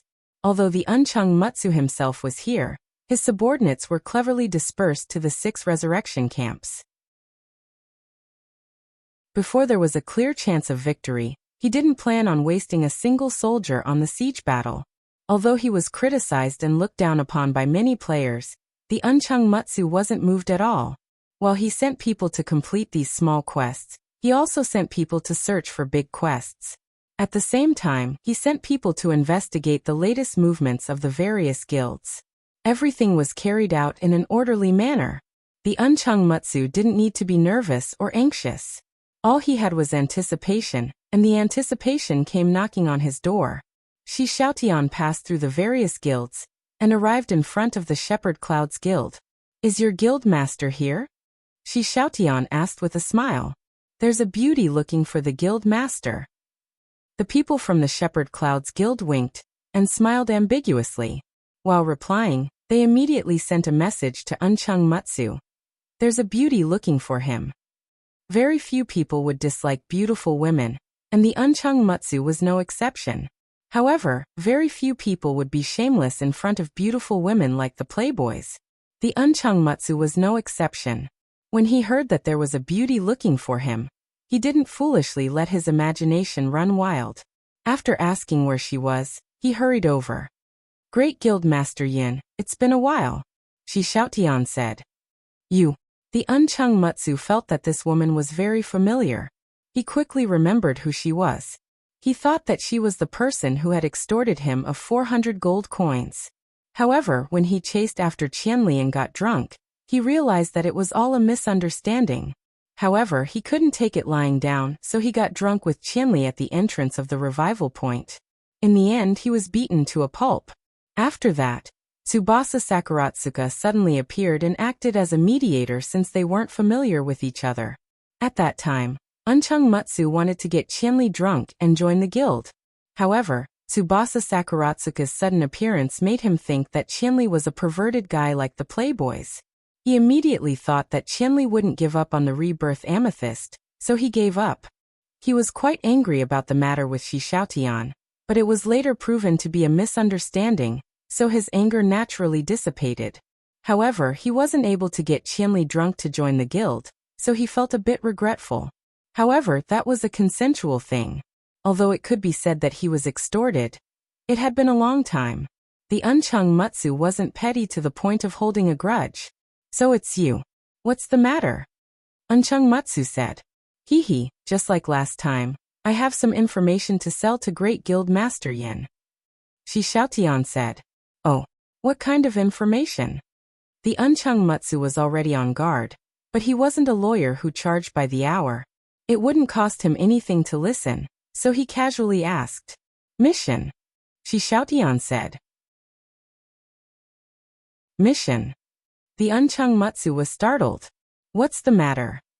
There's a mission that I want to sell to Great Guild Master Yin. Shi Xiaotian said. I don't understand what you mean. The reason is very simple. Our guild received a mission, but we don't have the ability to complete it. However, we know that a big guild like Muyin would definitely want to try such a large-scale mission. So we want to exchange this mission for some gold coins. Shi Xiaotian said. Oh, what guild are you? The Uncheng Mutsu asked. Lingyu Heaven Realm. Shi Xiaotian said. Never heard of it. Shi Xiaotian smiled. So it's a small guild. It's made up of 20 friends and relatives. The Uncheng Mutsu's expression didn't change. He immediately asked around in the guild to see if anyone knew about this guild. In the end, someone really said that it sounded a bit familiar. What's the situation with the guild? The Uncheng Mutsu asked. I don't know. I don't know when I heard or saw it. The person who knew answered. Go and investigate. The Uncheng Mutsu said. We can't enter the main city, and we can't reach the guild building. How do we investigate? The Uncheng Mutsu thought about it and agreed. Although the offline official website also had some guild rankings for each region. Those were all the top guilds. If this was a guild with only 20 people, it definitely wouldn't be on the rankings. Are you the guild master? The Uncheng Mutsu asked Shi Xiaotian. No, it's not convenient for our guild master to show himself right now. Shi Xiaotian said. Why? Because the mission is with our guild master. If he shows himself and accidentally dies, the mission will fail due to his death. How will we earn the money then? Shi Xiaotian said. What exactly is the mission? The Uncheng Mutsu asked. Of course we don't know what happens after the mission. It's just that we can't go through the current plot. If we had the ability to complete it, we wouldn't have sold the mission. Shi Xiaotian said. Then why are you selling it to me? The Uncheng Mutsu said. Shi Xiaotian laughed. You misunderstood. Although I'm selling the mission right now, it's not certain that you're the one who bought the mission. What do you mean? You're thinking. The Uncheng Mutsu immediately remembered that Shi Xiaotian had found him and against the current last time. This time, this woman wanted to do the same thing again. However, last time it was information that could be shared. This time it was a mission. The mission couldn't be shared between two guilds. Without a doubt, this woman wanted to find more guilds, and then go to the highest bidder. Guild Master Yin, do you understand what I mean? Shi Xiaotian said. I understand. The Uncheng Mutsu felt a bit of hatred. It was another scam. However, just like the last time, even though he knew, he had no choice but to bite the bullet. The only ones who could compete with them were the other 4 sixth-rank guilds. However, this time, it wasn't a competition of strength. It was a competition of financial resources, and how much courage they were willing to put in for the mission. No matter what, the Unchung Mutsu felt that it was necessary for him to participate. If he bought it, he'd make a profit. If he didn't, it wouldn't be considered a loss. Thinking of this, the Unchung Mutsu nodded and said calmly, "Okay, I'll participate. Send me the price when the time comes." After hearing this, Shi Xiaoyan's heart skipped a beat. This guy was actually going to use information to conduct a remote auction? This wasn't the result they wanted. Thinking of this, his face was slightly surprised and then a bit happy. Then he said, "Oh, then, can I trouble Guildmaster Yun to add me as a friend? I'll make a price when the time comes." The Unchung Mutsu had been observing carefully. He saw the strange expression on Shi Xiaoyan's face. When he heard that he wanted to add Shi Xiaotian as a friend, someone in the guild reminded him, "Guildmaster, this is equivalent to an auction. If we don't participate in the auction, won't they be able to play tricks behind the scenes?" The Unchung Mutsu thought about it. That's right. If I don't listen to the price, for example, go against the current reported 1,000, but this woman told me 2,000. Wouldn't I be an idiot? Even if she contacted Go against the current, it wouldn't work. If Go against the current reported 1,000, and told him in private that he would bid 500, then Unchung Mutsu would be happy to bid 800. In fact, it wasn't even higher than that. Anyway, this event had to be carried out in front of everyone. If you want to act mysterious and play tricks behind the scenes, then you have to be absolutely trustworthy. Of course, the Unchung Mutsu couldn't trust this woman, nor could he trust the bosses of other guilds. He sighed inwardly at how muddle-headed he was. He quickly changed his words. Adding as a friend is a must, but there's no need to bid. I think it's better to send someone to participate in the auction. How do you plan to proceed? It's like this. This mission seems to only be accepted by the guild master because the NPC is actually quite conspicuous. However, our people didn't trigger the plot of the mission before. In the end, our guild master only received the mission after contacting him. So our guild master won't appear in public. He's currently in a relatively safe place. I'll be the host of the auction. After any guild wins the bid, our guild master will follow his request and die, causing the mission to fail. Then naturally, the guild master who won the auction can take over the mission.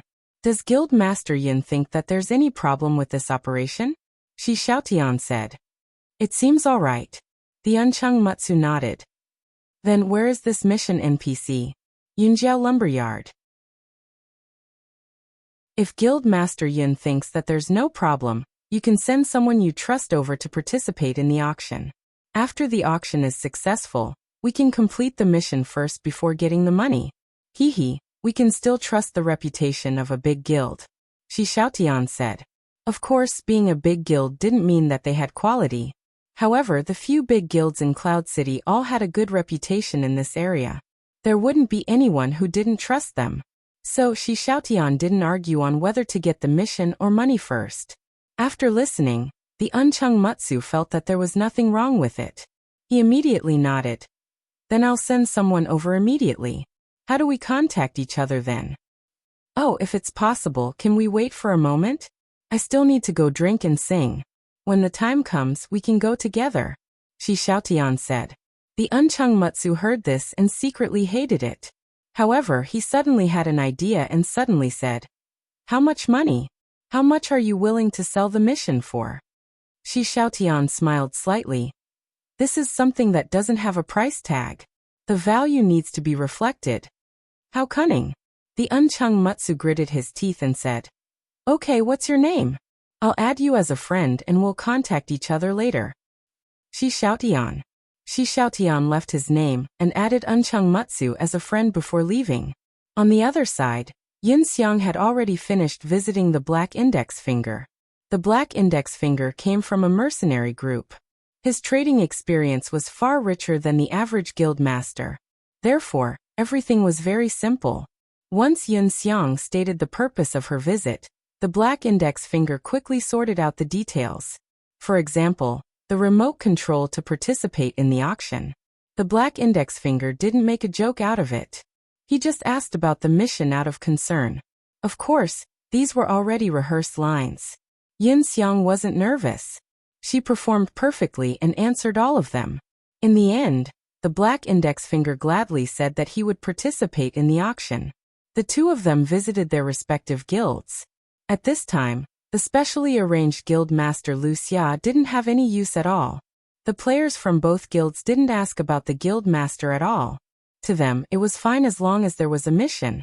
It didn't seem necessary to talk to the guild master. Shi Xiaotian left Mu Yun and went to drinking and singing. Drinking and singing had killed Qianli in the morning, so their morale was greatly boosted. However, their mission didn't improve after killing Bai Sha, so they were quite depressed. At this time, other than searching for missions like Mu Yun, drinking and singing was also paying attention to Sword Demon's whereabouts. They already saw Sword Demon as their mission target. It was the same method of meeting up. Countercurrent was clearly smarter than Muddy Cloud, and he didn't make a fool out of himself by asking for a remote auction. He asked the same questions and tried to understand the situation. The only difference was that Countercurrent asked which guilds would be participating in the bidding for this quest. Drinking and singing unhindered Mu Yun's guild. Oh, not Rosy Clouds? Going Upstream asked. Guildmaster Gu of Rosy Clouds. We don't think she will participate in this kind of event, Shi Xiaotian said. Hee, it's a fair trade. I think it's 50-50 whether she will participate or not. However, even if you don't call her, her guild will still come. Moreover, she will be the winner of this auction. We won't participate in drinking and singing, Going Upstream said. Oh, why? I don't quite understand, Shi Xiaotian said curiously. Haha, because you invited Sword Without Oath, he will definitely give Gu Xiaoshang a heads up. Although Gu Xiaoshang did not receive an invitation, after hearing such news, and with Sword Without Oath's persuasion, his chances of coming will increase greatly. And if she were to participate in the auction, the Sword of No Oath would probably only fight for it symbolically, and it was more likely to lend her a hand at the last moment. If Gu Xiaoshang doesn't want to compete, then Sword Without Oath will ask her for help instead. This guy, no matter if he wants to give Gu Xiaoshang a favor or owe her a favor, he will spare no effort. So there's no way we can compete with these two guilds. Going Upstream shrugged. Oh, so you're saying that Gu Xiaoshang might not come? Guild Master Upstream. Are you sure you don't want to go take a look? Shi Xiaotian said. Hee, I don't think I'm wrong. Going Upstream laughed and didn't say anything else. Shi Xiaotian was a bit panicked. She had calculated everything in her mind, but she had neglected the melodramatic power of love. The legendary power of love that could conquer everything. In front of this thing, would Sword Without Oath abandon his greed for the quest? At this moment, Shi Xiaotian also received a message from Yin Xiang. That Sword of No Oath actually asked us if we called Kaiyun. I said no. And then he asked why we didn't call it. Then he called it for us. What if the people from Rosy Clouds come? Shi Xiaotian didn't include Gu Xiaoshang in the beginning, because Rosy Clouds wasn't interested in these things. But for Sword Demon and the others, there was another reason why they didn't want Rosy Clouds to participate. Han family young master. The young master of the Han clan was currently mingling with Kai Yunjian. Putting aside the fact that he might not be able to see through the plan, if he were to come with Gu Xiaoshang, Gu Feijian and Gui might be able to fool most people with their faces covered. But how could they possibly fool this fellow? When the time came, their tracks would definitely be exposed. If the 5 guilds joined forces, even 8 Gu Fei wouldn't be able to survive. Don't panic, play your role well. After reminding Yin Xiang, Shi Xiaotian turned to Going Upstream. If that's the case, then I'll take my leave. I won't see you out. Going Upstream didn't bat an eyelid, and let Shi Xiaotian leave. The situation has changed. At this time, the people at the sawmill in the suburbs had already received the situation. Going Upstream didn't participate in the auction, but the people from Rosy Clouds might participate. What do we do? A bunch of people panicked. What do you mean, what do we do? It's still 4 targets. Once we kill them, it's over. Gu Fei said. This, if young master is with us, I'm afraid we won't be able to hide. Brother Yu said. Brother Yu, are you talking to me? Gu Fei said. Yeah. Then where are you looking at? Gu Fei asked. Brother Yu turned his head with difficulty and saw Gu Fei's teapot lid hairstyle. Don't laugh, laughing is the same as dying. Brother Yu sternly warned himself and then said, Young Master and Rosy Clouds have been together recently. Brother Yu, why do you sound so weird? Gu Fei asked. Do I? I do. A lot of people said. Nonsense, how can I not blame him? I'm talking while biting my tongue. If I don't make it hurt, how can I hold back my laughter? Brother Yu was in pain.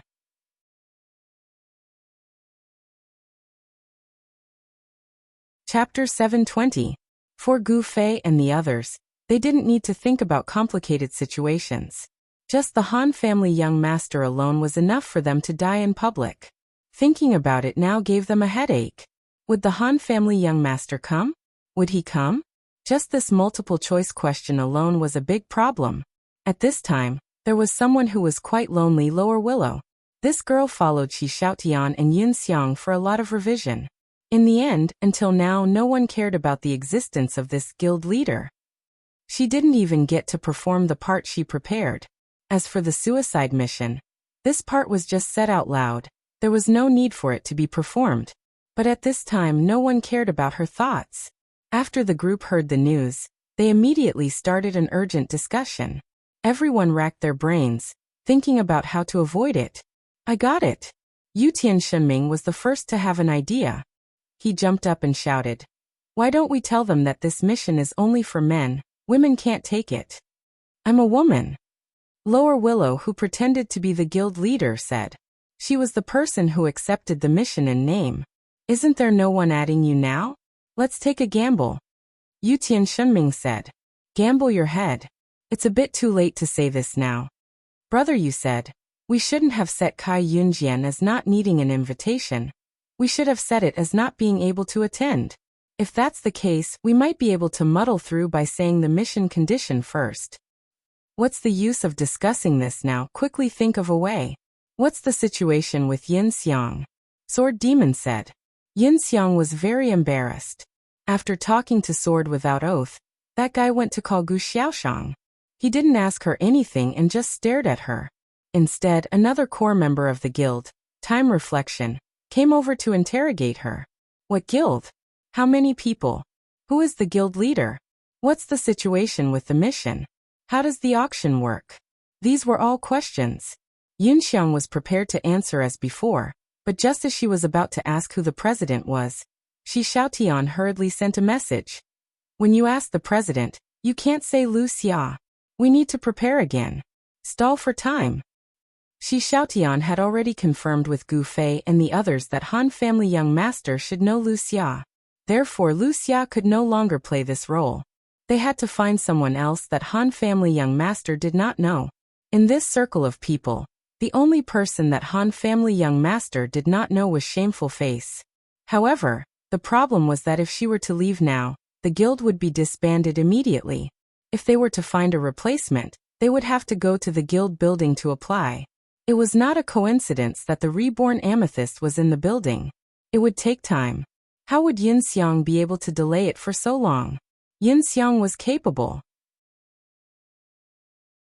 When Shi Xiaotian sent him the message, Shadow Years had already asked him who the guild leader was, and was waiting for him to answer. Yin Xiang was glad that she didn't read the message while talking. Otherwise, it would be too late for regrets.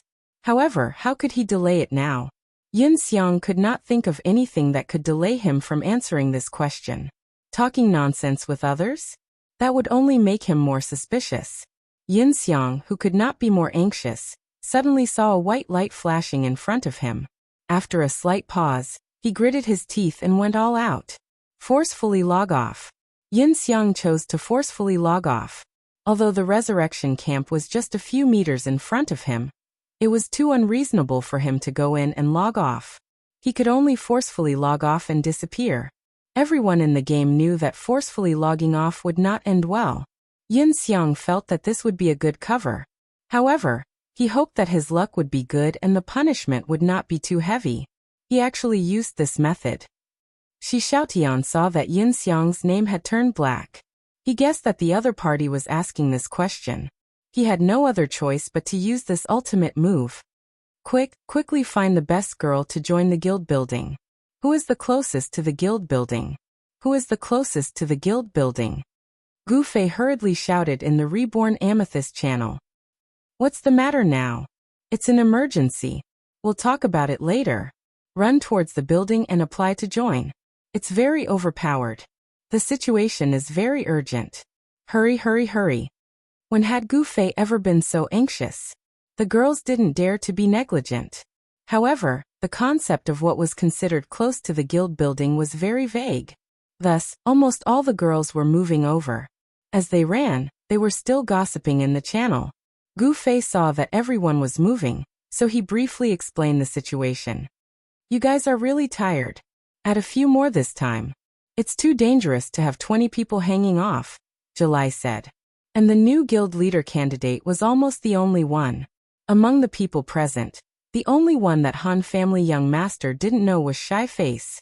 Although this girl was introverted and would definitely not be able to play such a role in front of others, since she was just in existence to receive and send messages, it wouldn't be a problem for someone to guide her.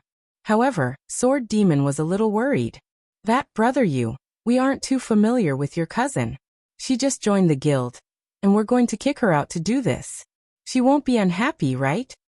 No. Brother, you said with certainty. She's quite happy, but I'm having a headache about how to persuade her to come back. What do you mean? Sword Demon asked. Nothing. Brother Yu smiled bitterly. What should he say? Could it be that Shy Face felt that all of you were ugly, fierce, robbers, perverts, liars, and not a single one of you looked like a good person? Brother Yu hinted that this was an opportunity for him to leave the guild. The reason why Shy Face accepted this mission so readily was because Brother Yu was hinting to her that this was an opportunity for her to leave the guild. Now they just had to wait for the reborn Amethyst girl to arrive at the guild building and join the guild. Then they could kick her out. As for Yin Xiang, it would be best if she didn't come online at this time. Even if she did, she would still have to go down. Just treat it as frequent network failures. This was a battle against time. Everyone couldn't care less about other things. They were all listening to Gu Fei, who had reborn Amethyst's guild channel. Lady number 1 is currently in the lead. She's less than 300 meters away from the guild building. But Lady number 4 is likely to catch up. She's an archer and has an advantage over Lady number 1 in terms of movement speed. I am Miss number 6. Miss number 6 has suddenly shortened the distance between us. She actually knows a shortcut between the Crystal Square and Church Avenue. What an unexpected dark horse. Doesn't anyone know about this shortcut? Lady number 8. Lady number 8, I think you should back out. You're going in the opposite direction. I represent Yutian Shenming to send my sincerest regards to you. Fuck me. Why didn't you say so earlier? I bet on Lady number 8. Fireball cried. Haha, this is fate. I bet on Lady number 6. That's why they say that 6 is more auspicious than 8. Yutian Shenming was overjoyed. He didn't mind Gu Fei talking about his poor sense of direction. Very good, now we've entered the sprint stage. Number 1, number 4 and number 6, who will be the first to reach the finish line? Gu Fei shouted. Everyone couldn't help but gather around him. Painful news. There's a traitor in our party. She actually bribed one of the contestants. Lady number 6 was supposed to be the first to enter the guild building, but she's stopped at the staircase. She's waiting. Behind her is Lady number 4, said Gu Fei. No, shouted Yutian Shenming. I protest. We want to fight against fraud. We want to fight back. Protest overruled. Slender Waist Dance sent Yutian Shenming flying with a kick. She raised her hands and announced, the champion is Lady number 4. Give me your money if you want to bet. Ha ha ha ha. All right, I've received the application. While Slender Waist Dance was laughing heartily, Sword Ghost was dealing with serious matters. He received the application from Reborn Amethyst and the other two. After accepting them, he greeted Bashful Face and kicked them out. Why isn't Yun Xiang up yet? Everyone was struggling with this question. That idiot can't have just disappeared like that, right? Just as someone asked this question, a system notification popped up. Yin Xiang had reappeared. Shi Xiaotian had already left a message for him. Guildmaster Shy Face. Other than that, he also reminded him that he was really disconnected. He didn't disconnect on his own accord, so he should pay attention to his emotions. Yin Xiang had already thought about how she should act in this place in the few minutes she logged off. She was already furious the moment she logged up. She ignored Sword of Unsworn, Reflection of Years, and the others in front of her and quickly went to check her equipment, EXP and money. This was really a natural performance. Forcefully logging off was the real deal. Yin Xiang really wanted to know what punishment she had received. Motherfucker, someone kicked my plug, Yin Xiang said to the people around her with a sobbing tone as she checked. The people from Reigning the World were quite humane. They all asked her what punishment she had received out of concern. My EXP was deducted. Fuck, 23% was deducted for this level. Will the system accept this complaint? Yin Xiang asked around. I'm afraid it won't. Reflection of Years expressed his regret. Above level 40, 23% EXP would take a few days of hard work. Just one plug and it would be gone. He had to sympathize with her. How depressing. Yin Xiang looked like she wanted to bite someone. This series of natural performances was finally over. Sword of Unsworn, Reflection of Years, and the others didn't suspect anything. They just thought that they had bumped into an unlucky person. When the other party was at the lowest point and most depressed, the two were too embarrassed to bring up the serious matter that everyone had been talking about. My condolences, brother. You can earn back your lost EXP. It's better than losing your equipment. Reflection of Years consoled. That's the only way. Where were we just now? Yin Xiang also took the opportunity to get out of the situation. Oh, speaking of your guild, I wonder who the guild leader is? Reflection of Years said. The guild leader is called Shameful Face. He's in a very safe place right now. After the auction ends, if your side wins the auction, we will cooperate with you and transfer the quest out at the right time, Yin Xiang said. You guys have thought it through quite carefully. Reflection of Years laughed.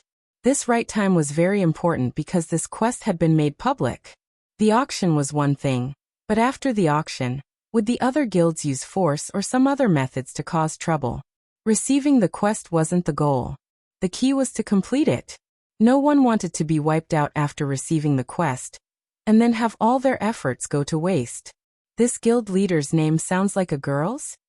Reflection of Years asked. Yeah, our guild is a bunch of old friends. The guild leader won't grow for long. It doesn't matter, anyone can be. Yin Xiang said. Oh, this kind of guild isn't bad. Reflection of Years praised. I wonder if your side will be participating? Yin Xiang made a final confirmation. Of course we'll participate. But I also want to ask, how much do we bid? Can we directly take the quest? Reflection of Years also wanted to play this hand. Yin Xiang naturally shook her head, indicating that she had no such plans. That's a shame, Reflection of Years said. Also, Guild Leader Unsworn seemed to have contacted Guild Leader Gu from Rosy Clouds. We originally thought that she wouldn't participate in this kind of auction. Is she planning to come now? Yin Xiang asked. Of course she's coming. Unsworn Sword said. This was tantamount to finding a competitor for himself. However, Time's reflection didn't feel too depressed. First, he already knew that this would happen, and second, he understood that if Rosy Clouds came, then this quest would belong to either Reigning the Four Seas or Rosy Clouds. Even if Rosy Clouds succeeded, Reigning the Four Seas would still have to help her. With Gu Xiaoshang's personality, he wouldn't let Reigning the Four Seas help him for nothing. Of course, Unsworn Sword's fantasy of repaying his debt with his body was impossible. Oh, then can you give me a way to contact Rosy Clouds? I can also communicate with them. Yin Xiang said. Haha, isn't it just a small matter? No need, I'll pass the message. When does the auction start? Unsworn Sword basically wanted her to talk to Gu Xiaoshang, so she actively acted as a middleman. Yin Xiang had no choice but to say. If there's no problem, we can start at any time. Then I'll have to trouble guild leader Unsworn to contact Rosy Clouds? No problem, then we'll go now. Those who want to participate, tell them to hurry up. The sooner we finish, the sooner we can complete the quest. After Unsworn Sword finished speaking, he gave the order in the guild. Yin Xiang saw all the surrounding players stand up and leave. Reigning the Four Seas was preparing to go all out. Yin Xiang hurriedly reported back. Okay, now that the situation is clear, there are still 4 guild leaders. Unfortunately, we only have 2 quests, Unchung Mutsu and Black Index Finger. These 2 are our priority. Now that Yin Xiang has sent over news, Reigning the Four Seas seems to be going all out. After this, it'll be hard for us to escape. Everyone, do your best to kill the enemy and get points. Sword Demon said. I think we should try our best to send out the 2 who completed the quest. If they die and the quest fails, then it'll be too bad. Gu Fei said. This kind of quest. It's better to be safe than sorry. Okay, then let's do our best. Because Kai Yunjian was coming, Han family young master might also appear. There were many old friends here, and a simple disguise like a mask wouldn't be able to fool him. Fortunately, the conditions of this lumberyard are pretty good. There are a lot of hiding places, especially the piles of wood. I'm sure everyone knows the layout of the lumberyard. Once we confirm where they're coming from, everyone will choose the best place to set up an ambush. As for the people outside, when will they arrive? Sword Ghost asked.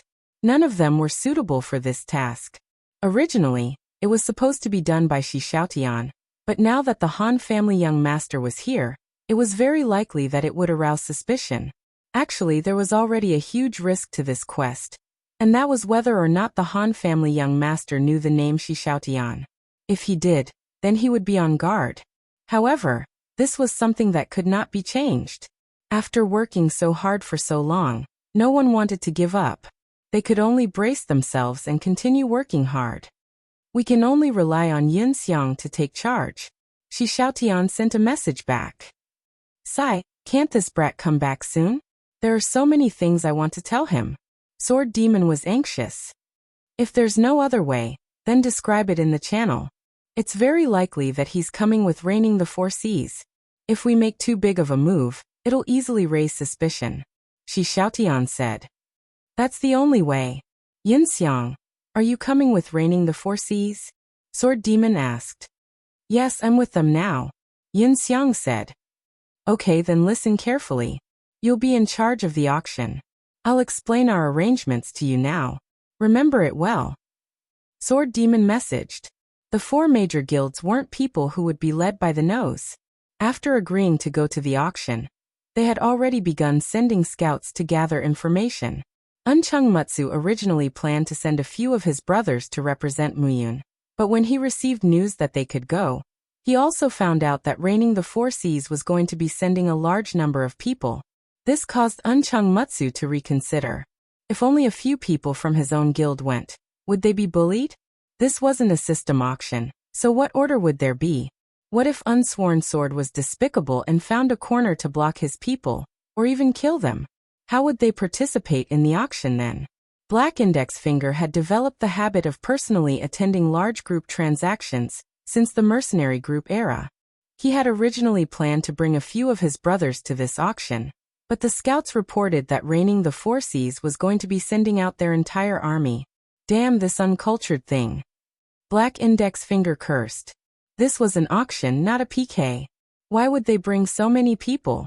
Black Index Finger felt that Sword of No Oath was acting like a nouveau riche, and was not presentable at all. But since so many people had gone, the Black Index Finger had the same worry as Moody of Yunzhong. Left with no choice, he could only gather some soldiers to form a large team. As for Rosy Cloud, Unsworn Sword and Gu Xiaoshang were the only ones who passed messages to Gu Xiaoshang. Originally, Gu Xiaoshang was too lazy to compete with the other guilds. However, he had nothing to do in this siege war. They couldn't take down the city, and the quests were all trash. He wanted to take care of Thousand Miles Drunk, but he hadn't seen him for an entire day. Hence, under Unsworn Sword's constant urging, Gu Xiaoshang decided to go and take a look. Oh, is the auction quest that interesting? Which guild is it? Han family young master asked when he heard the news. It's called Celestial Overpass, a small guild. Gu Xiaoshang said. Who's the guild leader? It's called Shameful Face. I think it's a girl. I've never seen her before, so she's hiding now. Once she's done, she'll kill herself. Gu Xiaoshang said. Well arranged. Han family young master said. Let's go and take a look first. Gu Xiaoshang said. It's just an auction, why go yourself? Just pick a few people you trust, I'll go with them. Han family young master said.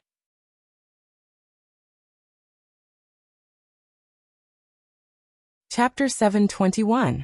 You want to go? Gu Xiaoshang was surprised.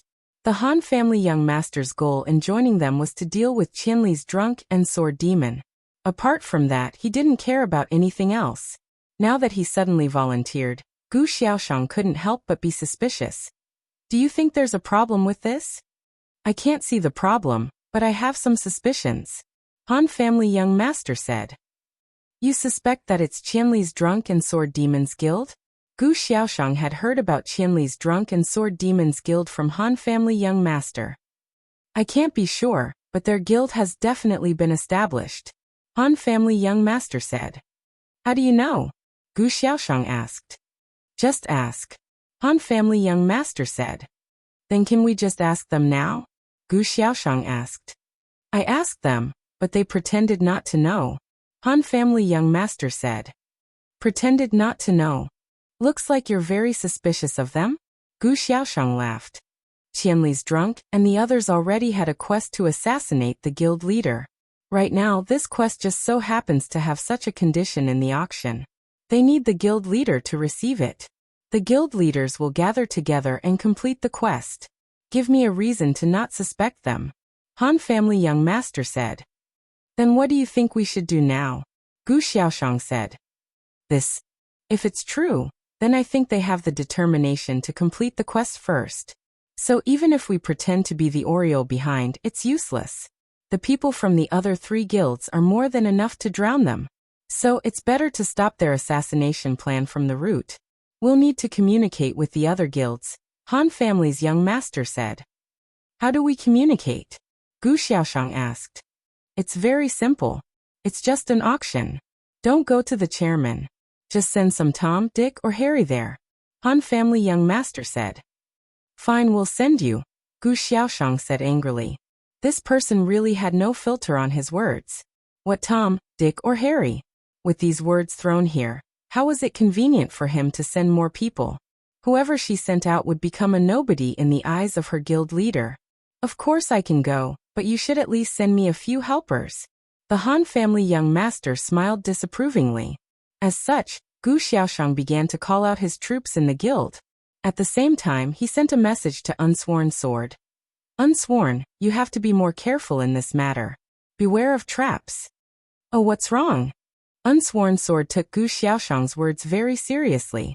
This might be an assassination plan planned by Qianli and the others. Gu Xiaoshang said. Why do you say that? Unsworn Sword asked. Although he wanted to obey Gu Xiaoshang unconditionally, he still had to explain this to the rest of the guild.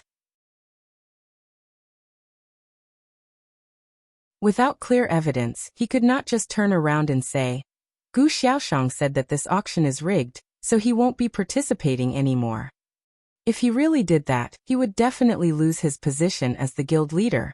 Unsworn Sword still paid attention to the appearance of others. I don't have any evidence. It's just a suspicion, so I want to remind everyone to be careful. I suggest that our guild leader doesn't show up for this auction. Let's send someone we trust attend. What do you think? Gu Xiaoshang said. That's not a problem. I'll just ask Reflection to go. Unsworn Sword happily agreed. Actually, the reason why Unsworn Sword was so enthusiastic about attending the auction was because he wanted to meet Gu Xiaoshang at the auction and have a chance to flirt with him. Now that he knew that there was a high chance that Gu Xiaoshang wouldn't be going, Unsworn Sword naturally lost his enthusiasm. He immediately sent a message to Reflection. Reflection, I won't be going for this auction. Bring some brothers with you. Why?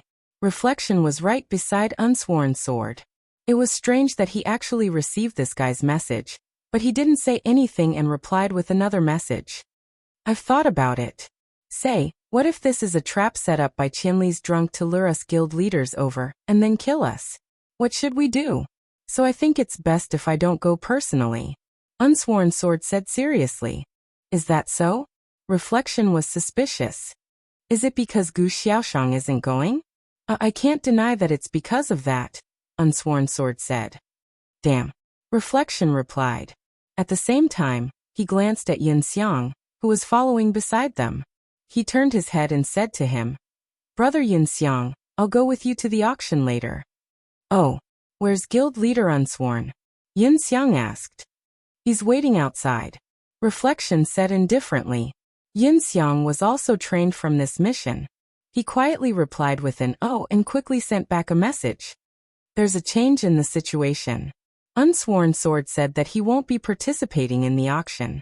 The core of the guild, Reflection, will be participating. At this time, Gu Xiaoshang was also negotiating with Uncheng Mutsu and Black Index Finger. Although these two guild leaders didn't have that kind of absolute trust in Gu Xiaoshang was really a person with a good reputation in Cloud City. Both guild leaders believed that if Gu Xiaoshang wanted to compete for this mission, even if he invited a group of people to gang up on them, he wouldn't use any tricks. So they agreed with Gu Xiaoshang's reminder. So the two made arrangements and chose trusted members to participate in the auction. Damn. This must be Gongzi's doing, Gu Fei said after receiving the message. And the guild leaders didn't do this at first, but halfway through they reacted. It seems like they received some kind of reminder, but I don't think they have any evidence. It's just that we can't let go of our guard. Also, the image of you two has already been deeply engraved in people's hearts, Shi Xiaotian said to Gu Fei and Sword Demon. She was an archer, so her movement was relatively fast. After coming out from upstream, she returned to the lumberyard first, and had already met up with everyone. With the current situation, if we continue to pretend to auction, we can still win a chance to assassinate in the end. In the end, a guild leader has to accept this mission, Gu Fei said. But if we get Unsworn Sword and Gu Xiaoshang, then wouldn't it be meaningless? Sword Demon said. With the current situation, these two people have a very high chance of winning. Unsworn Sword against Gu Xiaoshang. Don't tell me you guys don't know? Shi Xiaotian said. The system is baffling. I was the one who died, so why did you fail the mission for Unsworn Sword? Gu Fei said. How would I know? Sword Demon said. You two don't talk about this anymore. I think we can only make the act real and continue with the auction, Shi Xiaotian said. That's the only way. Everyone sighed. I'll continue to host the auction, Shi Xiaotian said. Since the Han family young master is already suspicious, then there's no need for me to hide anymore. If I can find a chance to dispel his suspicions, then things might still turn around. Up to you. Gu Fei had never cared about Shi Xiaotian's plans, so he had an indifferent expression. Good luck. The others gave Shi Xiaotian great encouragement. Thus Shi Xiaotian sent a message to Yin Xiang. She would continue to host the auction. Yinjiao Lumberyard. The final situation was very different from what everyone expected. The president that they wanted to see was nowhere to be seen. The Han family young master, who they didn't want to see, was the first to arrive. A bunch of people were hiding in the dark. When they heard Shi Xiaotian's message that the Han family young master had arrived, they all gritted their teeth. Yutian Shenming suddenly suggested, Forget it, we'll talk about the president later. Let's jump out and kill young master now. Let him be arrogant again. Kill him? Isn't he a neutral player? There's no point in killing him. Jian Nanyu was the most practical person. Calm down, calm down. The big picture is more important, Gu Fei advised. Shi Xiaotian was standing under the pile of wood that the mission person, Werther, was sitting on. When he saw the Han family young master, he was slightly surprised. He quickly went up and said, What's wrong? Didn't you say that you wouldn't be coming? I'm no longer singing and drinking. I'm representing rosy clouds now. The Han family young master laughed. What's wrong? Are you from this guild too? Indeed. Shi Xiaotian replied with a smile. I think we're a bit early. The Han family young master looked around. Yeah, the other 3 guilds will be here soon.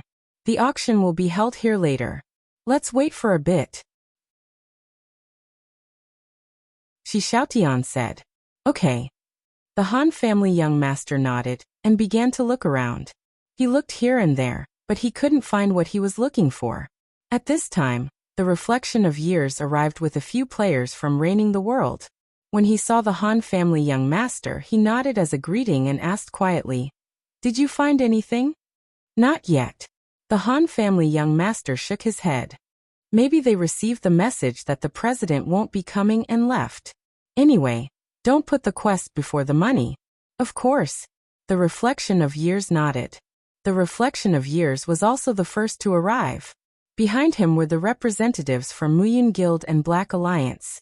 Because everyone was on guard, they were all sneaky. They looked around to see if there was anything strange about this place, and walked over to greet the people who arrived first. The Muyun Guild recognized Shi Xiaotian, while the reflection of years and Black Alliance recognized Yin Xiang. After Yin Xiang arrived, she didn't say anything and stood beside Shi Xiaotian. After Shi Xiaotian confirmed the identities of the 4 parties, he nodded and said, "Then if there are no more questions, shall we begin?" This group of people did not seem to have any doubts at all. However, their doubts were no longer about the auction. They were gathered at the side and whispered something. At this moment, when Shi Xiaotian suddenly announced the start of the auction, everyone was a little stunned. Because of their suspicions, they did not come with the intention to auction. Okay, the auction will begin now. Everyone, please raise your heads and take a look. This young NPC named Victor is the quest NPC for this auction. As long as we win this auction and our guild leader gives up on the quest, the winning guild leader will immediately be able to communicate with Victor and receive the quest. Okay, let's begin now. We will follow the system's rules. We will set the starting price at 200 gold. The lowest price is 20 gold. There is no upper limit. Who wants to bid first? 3 out of the 4 representatives looked at each other in dismay. The young master of the Han family continued to sneer coldly. Seeing the awkward silence, he decided to help warm up. He raised the wine bottle in his hand and said, "Then let us begin." Okay, 220 gold from the Rosy Cloud Room, Shi Xiaotian announced. 240? A certain someone called out in confusion. Muyun bids 240, Shi Xiaotian shouted. 260? The Black Alliance wasn't sure either. Black Alliance 260, Shi Xiaotian repeated. It's really starting. The same thought flashed through everyone's mind. So there's no trap? They looked at each other again and started to get into character. The 20 gold increments were getting higher and higher. They were all very serious. As for the young master of the Han family, he didn't pay much attention to it after he started. From time to time, he would shout as if he was interrupting a conversation. 80% of his attention wasn't on the auction. He held his wine bottle and walked around in circles. He even took out his binoculars to observe the surroundings. As the 3 auctioneers worked hard, they hurriedly reported to the president, describing the fierce competition here. At the same time, they wanted to confirm the price in the president's heart. At this moment, the price had already reached 500. How much was this mission worth? In this era where the economy had just entered chaos, it was hard to measure the value of gold. This was a difficult question. Faced with an unknown mission, how much money would it be worth spending? The presidents calculated in their hearts, and asked the assets of the people in their guilds to calculate their own wealth. At the same time, they used their spies in other guilds to find out the price and wealth of the other guilds. After a long time, there was no news from the president. The representatives on this side were gradually not as happy as before. Every time they called a price, they would first ask the president for instructions. Shi Xiaotian seemed to understand the difficulties of the other party. Sometimes, when the bidding took a long time, she wouldn't call for the hammer. Instead, she would wait with a smile. Every time this happened, the person who had just bid would have objections. They didn't think that it was necessary. The 2 guilds who thought about it supported Shi Xiaotian's way of doing things. They thought that it was just a game, and that there was no need to be so strict. Very soon a new bid was made. The other party started to drag their feet again. The one who wanted to do things without rules was changed. The representatives of the three guilds kept changing their stance. Shi Xiaoyan just happily stirred things up. From beginning to end, she didn't have any intention of calling for the hammer. What made the three guilds even more unhappy was the Han family young master. This person was wandering around. From time to time, he would walk past them like he was just passing by. He would raise his bottle and open his mouth to call out a price. Was this an auction? No matter how you looked at it, he looked like a troublemaker. Especially when this guy raised the lowest price to 50 gold. The other three guilds were even more bitter. Han brothers, what are you doing? Reflection Time couldn't take it anymore. When the Han family young master passed by and raised his bottle again, he pulled him over and asked, I want to see what they're up to. Han family young master said, You can look, but don't call out a price. Is Rosy Cloud Space here to buy the quest or to cause trouble?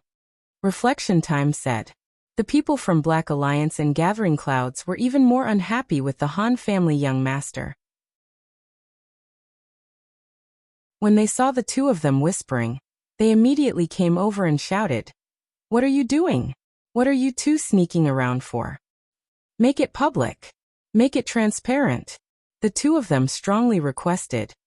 Fuck, go and call out your price. Why are you dawdling and not bidding for so long? Miss Shi, you can't do this. You're clearly waiting for us to raise the price. You can't do this in an auction. You have to set a time limit. Reflection Time said.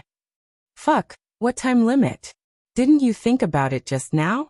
Why didn't you say a time limit? The two of them were anxious. Now was their time to think. Set a time limit now. If you don't bid when the time limit is up, I'll drop the hammer. Reflection Time said angrily.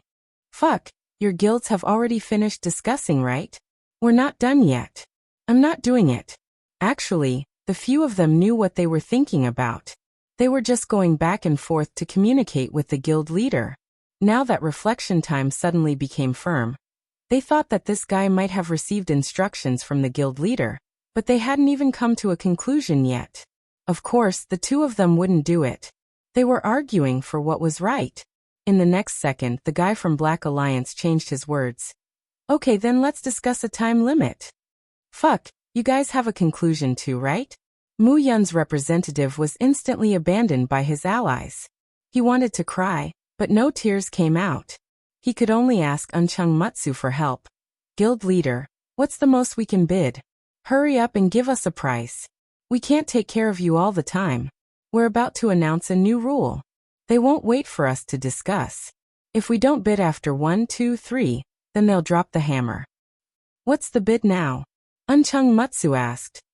1,300 already, the representative replied. Okay, bid 10,000 first. We'll discuss in the meantime. There were 1,000 people in the guild. If each person took 10 gold, that would be 10,000 gold. Unchung Mutsu didn't think that this price would make everyone jump up. If it was any higher, then they would have to discuss it. Gold was precious right now. Mu Yun's representative received the order and immediately started bidding. 1,350. Okay, 1,350 gold. Mu Yun's now bidding 1,350 gold, Shi Xiaotian announced. Wait. Let's pause for now. We must clarify the rules first, Time's Reflection said. Yeah, how long can we wait? Give us a time, the black representative said. What's the rush? Take your time. Everyone can think about it. Shi Xiaotian smiled. Of course you're happy. We'll take our time to think about it. We'll discuss this. The three representatives began to discuss. They had already ruled out the young master of the Han family. They were very suspicious of this person's sincerity, and even the brothers who had come over from the Rosy Clouds felt that this person was too deceitful. However, after complaining to Gu Xiaoshang didn't care much and only said, let him be. In the end, Gu Xiaoshang didn't have much hope for this quest. 30 seconds? Only 30 seconds? That's not a problem, right? Time's Reflection said. No problem. If he doesn't make a bid in 30 seconds, the hammer will drop. The other three were very determined. Very good. You come and count. Time's reflection pointed at Yun Xiang. Me. Go ahead and count for the bosses. Shi Xiaotian smiled. So can we continue now? Yes. Alright, the Sheepcloud Guild just bid 1350 gold. Let's continue. 10,000. Han family young master floated over calmly with a bottle of wine in his hand.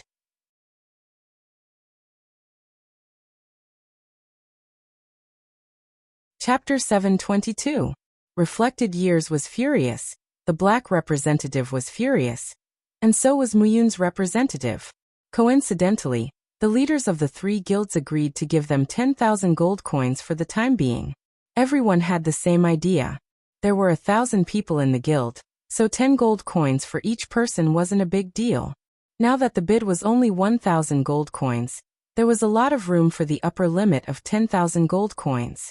During this time, the guilds could negotiate and gather more people.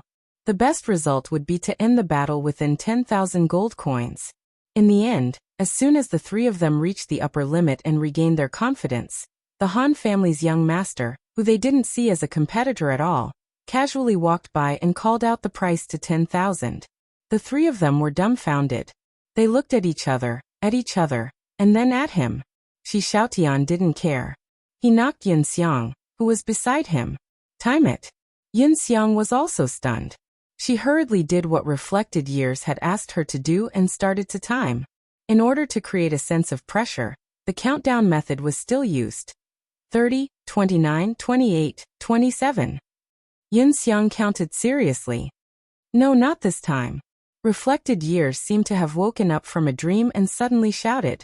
The black representative and Muyun's representative also reacted and shouted at the same time. Their voices were even louder than Reflected Years. The three of them suddenly united because they had a common opponent. The troublemaker, unreliable, and spy-like Han family young master. What requests do the three of you have? Shi Xiaotian said with a smile. Han family young master, don't go, come back. Reflected Years roared. After this, Han family young master called out 10,000 gold coins. He wandered around as if nothing had happened. Was this an auction or a stroll in the park? Would the Han family young master listen to him? He just tilted his head, gave him a look and left. Fortunately, the Han family young master wasn't the only one in the rosy clouds. Reflected Years said to the other players in the rosy clouds with a dark expression. What's going on? Will your guild pay 10,000 gold coins? How could they not be shocked by the Han family young master's behavior? At this time, they were busy reporting it to President Gu Xiaoshang. However, when the reflection of time questioned them in such a tone, they couldn't help but feel a common enemy. They glared at the reflection of time and said, "It's none of your business." Shadow Years wasn't fighting alone. Black representative and Muyun representative were now his assistants, and they came over to give advice. What are you guys talking about? As you can see, the auction was going well, but you suddenly raised the price so high. What's going on? What's going on? I'm just bluffing.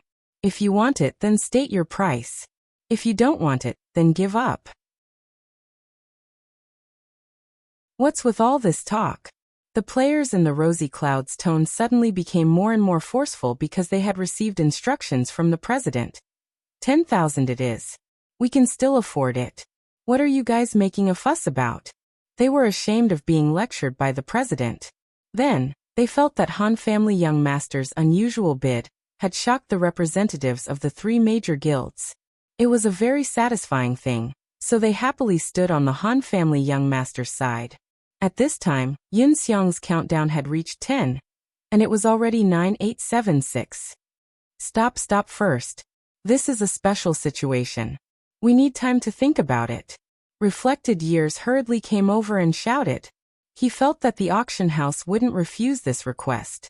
After all, once they discussed it, it was possible that the price would rise. If they continued to count, it was very likely that the price would stop at 10,000 gold coins. Shi Xiaotian waved his hand, and Yun Xiang's countdown stopped. Just as the people from the three major guilds heaved a sigh of relief, the people in the rosy clouds started to complain. What's going on? What's going on? Do you guys have any rules? Didn't the three of you say 30 seconds? You changed your mind when you realized that it wasn't good for you? No, continue counting. The three representatives were so anxious that their foreheads were covered in sweat. Indeed, they were the ones who wanted to count, and now they were the ones who called for a stop. It didn't seem right for the three of them to do everything. The three of them couldn't find any reason to argue. At this time, they only hoped that the auction house would be more unscrupulous and shamelessly comply with their request based on the principle that it was beneficial to them. In the end, the auction house was so cultured. Shi Xiaotian shrugged helplessly and gestured to Yin Xiang. Continue. 5. Wait. The three of them cried. 4. Guild leader. 10,000 isn't enough. 3. It's already 10,000? What's going on? 2. There's no time to talk. Can you still add? 1. Wait. Wait my ass. At the last second, the three of them received the same reply from their guild leader. Their hearts sank. 10,000 gold going once. At this time, Shi Xiaotian began the regular 3-second countdown, giving the three representatives another 3 seconds. The news sent them into a frenzy. There's no time. 1, 2, 3. Can we go up to 20,000? The three shouted in unison. 10,000 gold going twice. There was no reply from the guild. The three of them were so anxious that they were on the verge of tears. 10,000 gold going thrice. Shi Xiaotian raised his right hand. Although there was no hammer in his hand, his swing was no different from a hammer. 18,650 gold. At this moment, someone shouted. Everyone turned to look and saw Reflection Time's fierce expression. This price had come from him. Reflection Time also hadn't received a reply from the guild leader. But unlike the other two representatives, his position in Unhindered was quite high. Although Unsworn Sword was the guild leader, Reflection Time had the same right to speak. The only thing Unsworn Sword had was the system authority that the guild leader had. In this regard, Unsworn Sword wouldn't bicker with Reflection Time. After all, the two of them were old buddies. After waiting for a long time without receiving a reply, Reflected Time made up his mind and decided to raise the price again. Only after he was done did he inform Sword of the Unsworn Sword. Unsworn Sword was still in the midst of discussing with the others when he found out that Reflection Time had raised the price to 18,650 gold. He was shocked. It wasn't that Reflection Time had taken matters into his own hands. More importantly, this was an auction. He could have just raised the price slowly. Why did he raise the price by 8,000 gold in one go? Reflection Time's actions bought everyone another 30 seconds of time to discuss. The representatives succinctly reported the situation to the guild leader and asked for his opinion. At this time, Han family young master also passed by like a ghost. He looked at Reflection Time and said, "Not bad at math." The Han family's young master raised the price to 10,000 gold coins, 8,650 gold coins. According to the system's auction rules, this was the lowest bid, and it was difficult for the Reflection of Time to raise the price without missing a single coin. What are you trying to do now? Reflection Time hoped that the auction would end quickly while this person wasn't around. He had a feeling that Han family young master wasn't here for the auction. He was just here to cause trouble. The people from Rosy Cloud said that this auction might be caused by Qianli Drunk and Sword Demon, but wasn't Han family young master their comrade? Could it be Reflection Time couldn't help but wonder? When the Black representative and Muyun representative saw Han family young master appear, they also stared at him. They had even forgotten to ask the guild leader for an answer. Could it be that this person? Everyone had the same thought. As expected, Han family young master didn't disappoint them. He waved at Shi Xiaotian and said, 30,000 gold, thank you. Everyone's faces paled. Han family young master turned around and poured himself a glass of wine. He raised his glass to everyone and drank it in one go. He smiled and said, "How is it? I didn't disappoint you, right?" At this time, the three representatives all received a reply from the guild leader. "All right, the result of the latest discussion. Everyone in the guild will fork out 30 gold. The upper limit is 30,000. Feel free to bid." The three of them read the message in a daze. A bitter smile appeared on their faces as they replied together. "It's already 30,000. What?" The guild was in an uproar. Today's auction was really exciting. Reflection Time was no longer irritated. He calmly sent a message to Unsworn Sword. Stop bidding. I think Han family young master might be up to something. Oh. What if he's not up to anything? Not up to anything? Then let Gu Xiaoshang get the quest. Are you happy with it? Reflection Time said. Not bad. Unsworn Sword acted cool. The Black representative and Muyun representative had the same opinion. They strongly condemned Han family young master's actions. At the same time, they expressed that if this continued, they would only end up bleeding. There was no need for them to give up. 30 seconds passed, and the three representatives didn't move. Shi Xiaotian counted down from 3, and the 3 still didn't move. Han family young master smiled and raised his glass to everyone. Thank you. 30,000 gold coins sold. Shi Xiaotian finally waved his hand, and the auction came to an end. Gu Fei and the others who were hiding in the dark were all gritting their teeth. They had heard the entire auction. They had every reason to believe that Han family young master had already noticed something and was deliberately causing trouble. Congratulations. Shi Xiaotian greeted Han family young master. You're welcome. Call them out. Han family young master said. Call who? Shi Xiaotian didn't understand. Do you still want to hide? Han family young master patted the pile of wood behind Shi Xiaotian. What's wrong? Shi Xiaotian continued to be confused.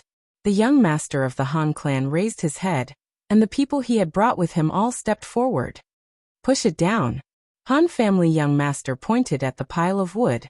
The people immediately came forward and pushed and shoved, but the logs didn't move at all. What are you doing? Shi Xiaotian asked curiously. At the same time, there was a flurry of footsteps. A large group of people from among the colorful clouds had all entered the sawmill.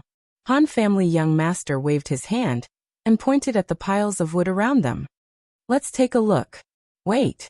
Shi Xiaotian suddenly stood up to stop them. What's wrong? Han family young master smiled meaningfully. At the same time, he sent a message to Gu Xiaoshang, telling her to prepare for battle. Gu Xiaoshang understood and gave the order in the guild chat. The people from among the colorful clouds gradually surrounded the piles of wood. Shi Xiaotian didn't panic. He pointed at NPC Werther on top of the pile of wood and said, "This is the NPC for this quest. The quest's plot is related to the surrounding wood piles. Your actions have destroyed the structure of the wood piles. If the quest can't be accepted because of this, then whose fault is it?" Oh, I wonder what quest's plot is related to these wood piles. Han family young master said. Count the number of wood piles. Shi Xiaotian said. Oh, you guys don't even have the ability to complete a counting quest. Han family young master laughed. Of course there's a parallel quest. We have no problem with counting, but we can't kill NPCs. Now that you've dismantled the wood piles, I can't guarantee that the quest will still be there. If you guys can't receive the quest, then we'll have already given up for nothing. Will you guys still pay the 30,000 gold? Shi Xiaotian said. So it's like that. Then it's simple. We'll first receive the quest, then we'll dismantle the wood piles. That should be fine, right? Han family young master said. Oh, then if you guys still can't receive the quest, then the system doesn't have this setting. We'll just have to admit that we're unlucky. Shi Xiaotian said. Our escape route is already paved. Han family young master laughed. Do you want to receive the quest? Shi Xiaotian confirmed.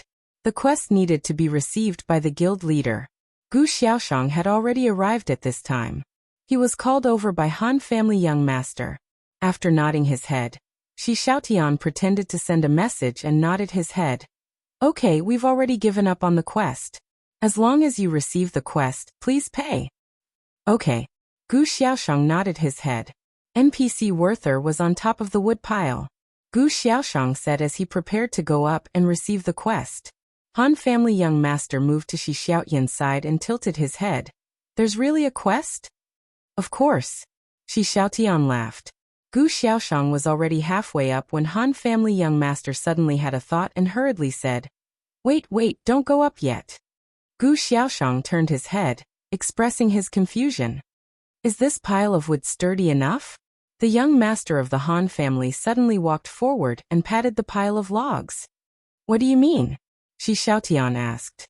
Dismantle the wood pile. If you don't receive the quest, you'll still pay.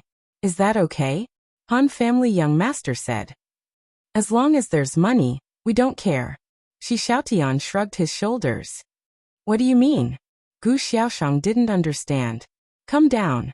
Han family young master gestured for Gu Xiaoshang to come down and called the players over. Dismantle the wood pile. There's no need to dismantle anything else, just this pile. The people in the rosy clouds immediately got to work. They transformed into workers in the lumberyard and came over to move the wood pile. The players were simple and violent. They didn't care what kind of structure it was, they just pulled whichever one was convenient. In just a few moves, the wood pile collapsed. NPC Werther, who was on top of the wood pile, couldn't stand still and fell down. The players in the rosy clouds had been waiting for orders and were all ready for battle. However, there was no one in the rolling wood pile like what Han family young master had said. The representatives of the three major guilds hadn't left yet. They looked at the actions of the rosy clouds and were a bit confused. Many players who were doing normal quests heard the commotion and came over to watch, discussing what kind of large-scale quest this was. Shi Xiaotian acted as if nothing had happened. He waited until the rolling wood piles stopped one by one before saying to Han family young master, "You can pay now. As for whether there's a quest or not, that's not our responsibility." Han family young master's expression was very ugly. Did he miscalculate this time?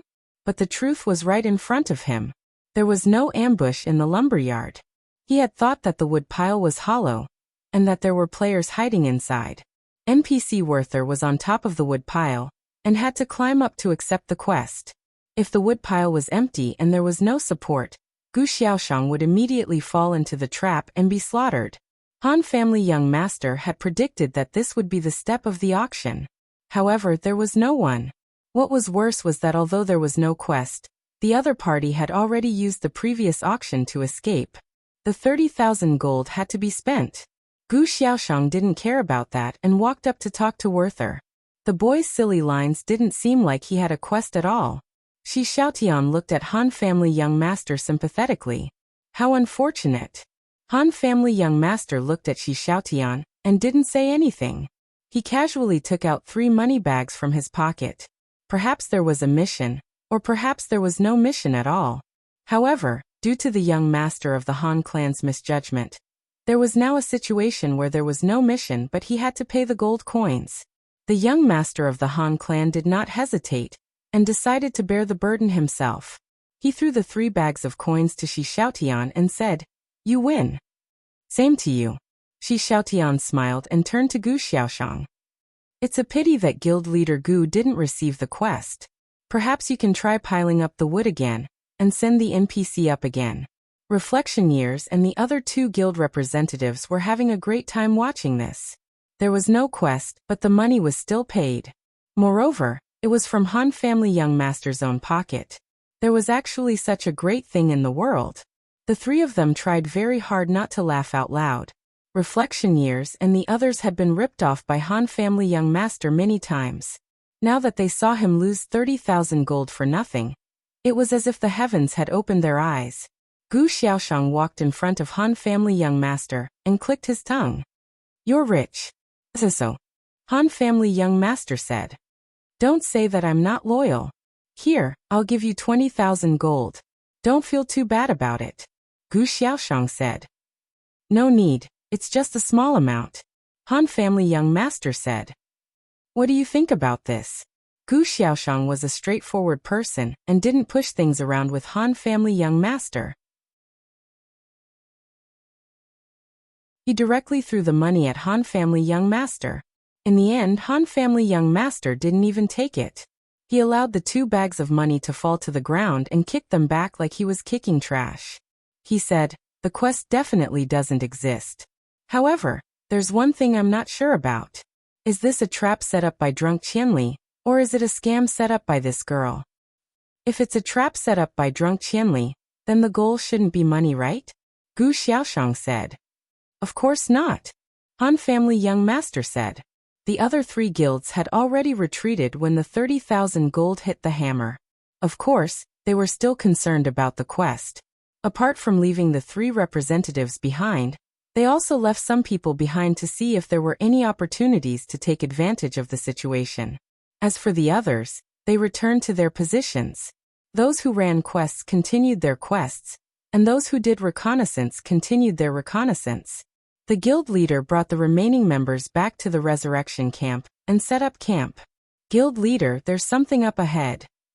The Unchung Mutsu, who was returning to the resurrection camp, suddenly received a report from the Hawkeye sharpshooter. 100 meters in front of their team, a figure appeared. He stood against the wind, and beside him was a dark purple longsword stabbed into the ground. 1,000 people is a bit difficult. If it's 200 or 300, we can still try. Gu Fei played with the ring on his hand and nodded.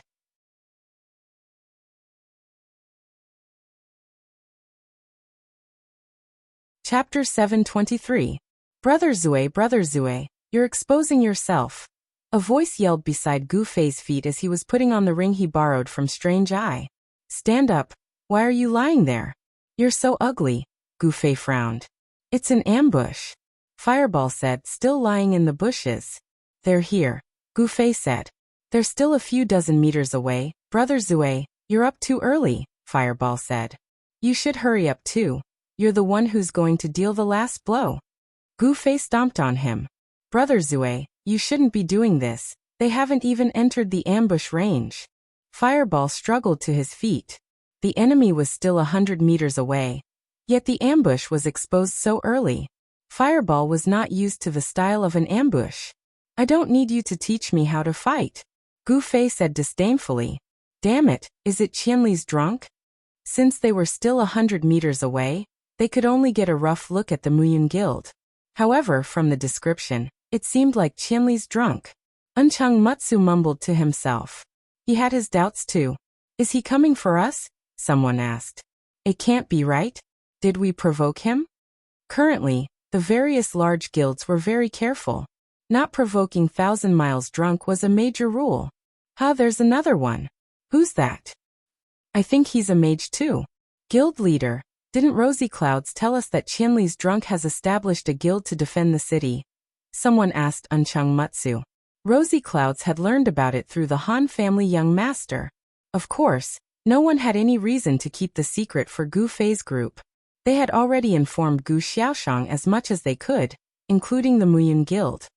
Yeah, that's what they said. Unchung Mutsu nodded. Then does that mean? Are you saying he's bringing people to attack us? Is that possible? Bringing someone? Unchung Mutsu asked. About that. With Qianli's freakish skills, it's actually most convenient for him to do things alone. Whether it's 1, 2, or a team, it's all a burden to him. Someone analyzed logically. That's right. Unchung Mutsu nodded. He agreed with this analysis. He waved his hand and called 2 people. Let's go and take a look. The president is already here, someone reminded him. The Unchung Mutsu turned his head and saw Gu Fei pulling out his sword from the ground and running towards them. No one was stupid enough to think that Gu Fei was running towards them to greet them. The Unchung Mutsu was shocked and quickly gave out orders. Archers, intercept them. Mages, move out. Warriors, cover the front. Thieves, flank them. There were more than 200 people around the Unchung Mutsu. They were not particular about their teamwork. The guild did not focus on fighting at the moment. Instead, they were scattered around to carry out quests. The Unchung Mutsu did not organize them. It was all voluntary. Those who were willing to go could go, and those who were too lazy to move would stay behind with the Unchung Mutsu in the center. Anyone who wanted to slack off would end up in trouble. These 200 or so sluggards were suddenly ambushed by 1,000 miles drunk. They listened to their guild leader's arrangements and ran while spontaneously calling for help in the guild channel. We're ambushed. Support. Requesting backup. Many people shouted in the channel. The other guild members who were not in the area were confused when they saw the message. Why were there suddenly so many people calling for backup? Where are they? Tyrannical? Weren't you with the guild leader? Someone asked as he saw someone he recognized. Yeah, it's us. We're ambushed, Tyrannical replied. Fuck, you guys are ambushed? What's going on? Which guild is it? The crowd asked. Everyone knew that the president's team consisted of more than 200 people. It must be a big deal for them to be so anxious about being ambushed. Qianli's drunk. It's Qianli's drunk. Gu Fei's ID echoed in the Sheepcloud Guild channel.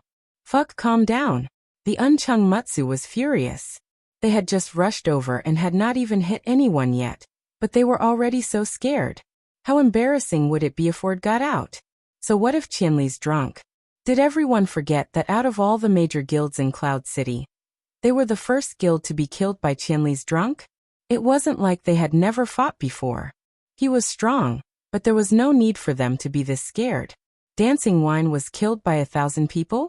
That was purely a publicity stunt. Dancing Wine's strategy was inappropriate and the battle line was stretched out. Every player that went up was killed. In the end, most of the agility classes were killed. How could the remaining players not be bullied by Qianli's drunk? The Unchung Mutsu's brain was still very clear. Although they didn't want to provoke Qianli's drunk, they wouldn't be afraid of him if he took the initiative to attack them. Were they supposed to kneel on the ground and wait for their heads to be chopped? As long as they didn't make the same mistake they made yesterday. Qianli's drunk was nothing to be afraid of. The Unchung Mutsu cheered himself on, but at the same time, he didn't reject the reinforcements in the channel. Looking back, the formation was almost spread out. The Unchung Mutsu waved his sword. Attack! 2 rows of archers raised their bows, but Gu Fei already knew that the first wave of attacks would definitely come from the archers. Seeing that there were quite a number of enemies, he didn't foolishly rush in a straight line. At this moment, he was using the 9 palace steps, also known as the Flying 9 Palace. The 8 directions of the 8 trigrams plus the central palace, each called the 9 palaces. He stepped on these 9 directions and walked around. At the beginning, the routine was fixed. It could be forward or backward. There were rules to the length of the steps. But after he got used to it, he could control the length of the steps at will. The routine was no longer limited to forward or backward, and the changes naturally became complicated. This was a beginner's skill for Gu Fei. He had been practicing since young. Now when he had nothing to do, he would often walk on the rooftop. His proficiency was extremely high. Every day, he would close his eyes and casually walk a few rounds. Wherever he started, he could return to where he finished. At this moment, when he used this footwork, the archers were instantly stunned. Even though his archery skills were assisted by the system, his movements were too erratic. His hand movements couldn't keep up with his opponent's movements. In game terms, his movements were too flashy. It was impossible to catch him at all. Someone stubbornly fired an arrow, but the tracking arrow simply flew past Gu Fei as if it couldn't see him. It was obvious that the arrow hadn't been aiming at him from the start. As for the sniper arrows and the like, there was no need to even mention them. The arrows were all shot randomly. Of course, there were some that hit by luck, but so what? There weren't enough blind shots. The person was still alive, and he was slowly closing in on Ye Yin. The mutable clouds didn't have enough archers on their side. There were only about 20 of them. In the game, agility affected movement speed. As a result, classes with agility tended to be more diligent. Classes without agility had short legs and slow movement speed. As a result, most of them became lazy. At this moment, there were only a few archers and thieves in Mu Yun's group of 200 lazing around. Damn, you're so useless. Mages. When the Unchung Mutsu saw that the archers' efforts were in vain, and Gu Fei was dozens of meters closer, he hurriedly called for the mages to join the battle. There were more mages than archers. They quickly waved their staffs and chanted. However, Gu Fei wasn't in a hurry to charge. He waved his sword and chanted with them. In the parallel world, as long as the chant was finished, the players could move freely. As long as they didn't die, the spells would appear. This was criticized by many people, but it made it convenient for Gu Fei. He quickly chanted a line, and then dodged the spells. In the end, he managed to run away, but the mutable clouds couldn't. Rings of fire condensed above their heads, and their faces were covered in tears. What are you afraid of? We won't die. The Unchung Mutsu roared. They weren't level 30 anymore. The Unchung Mutsu had more or less grasped Gu Fei's situation. He knew that his area of effect spells couldn't kill anyone. In the end, everyone took Gu Fei's spells head-on, and the priests at the back hurriedly got to work. Although they weren't killed instantly, their HP dropped much faster than the average mages.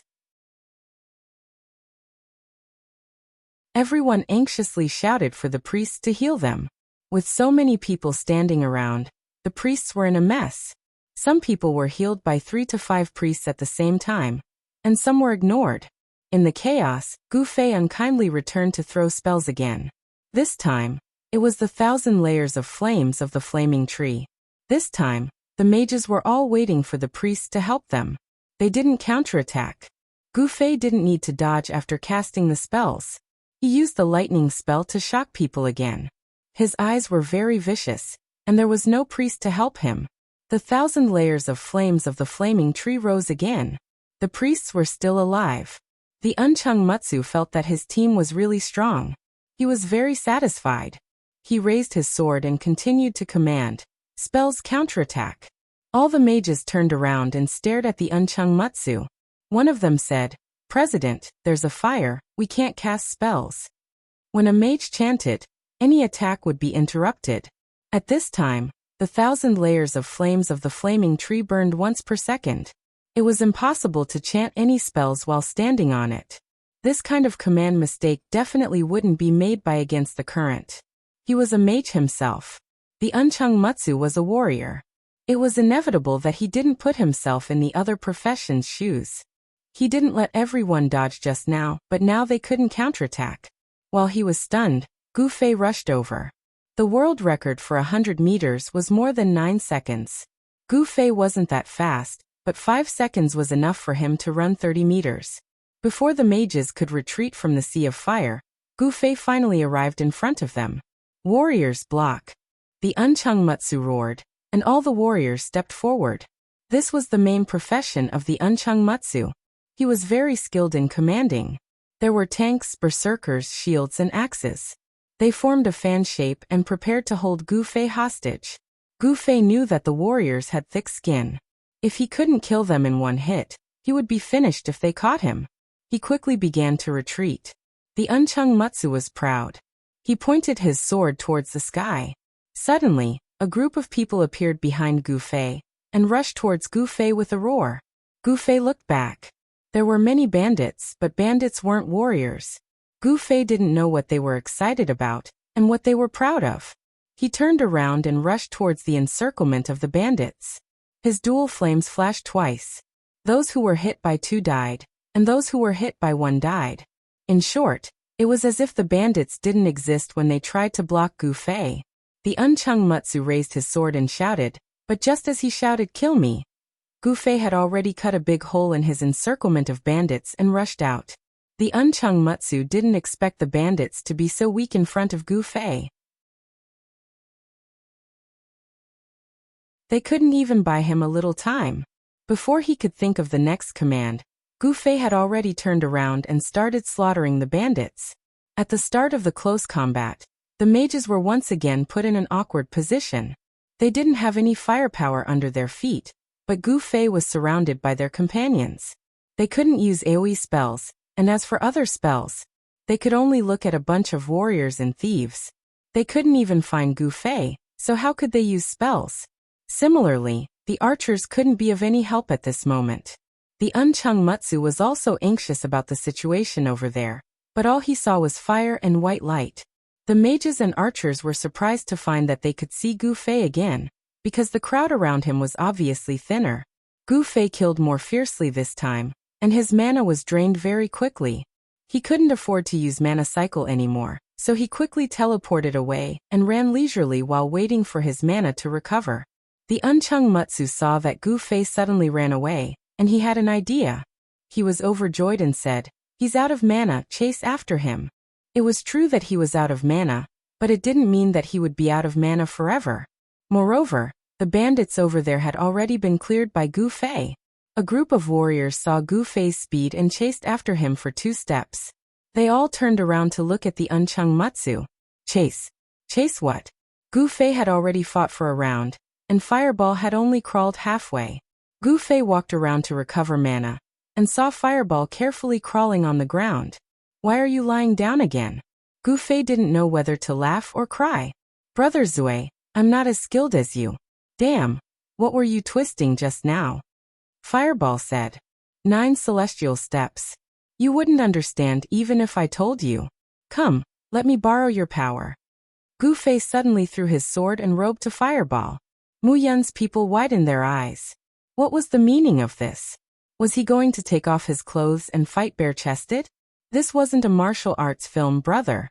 Fireball was very excited after receiving the equipment. He instantly finished changing and climbed up from the ground. Mu Yun was shocked. Damn, another Qianli drunk. Another one. This person took Qianli drunk's equipment. Everyone be careful. The Unchung Mutsu reminded. I'm coming. Fireball thought he was invincible with the equipment. With a loud roar, he rushed up, raised his sword and shouted. Give me power, I am Brother Zui. Damn, stop fooling around and attack. Gu Fei was furious. The archers were closing in again. Fireball didn't have the ability to dodge. It was fine if he died, but if he died now, wouldn't he take all the equipment with him? However, a fireball naturally had its own style. How could he do something as dangerous as exposing himself to the archer's line of sight?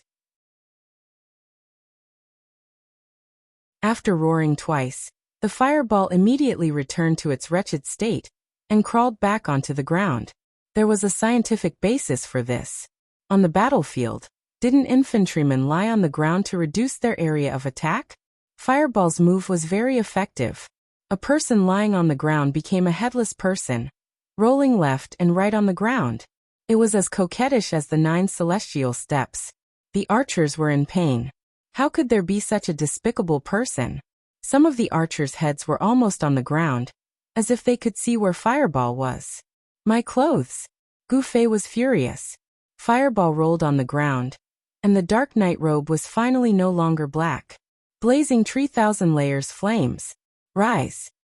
Fireball finally fired a shot while lying on the ground. It was aimed at the warriors. Then he coolly rolled, raised his sword, and a wheel of fire fell from the sky. 2 spells attacked from above and below.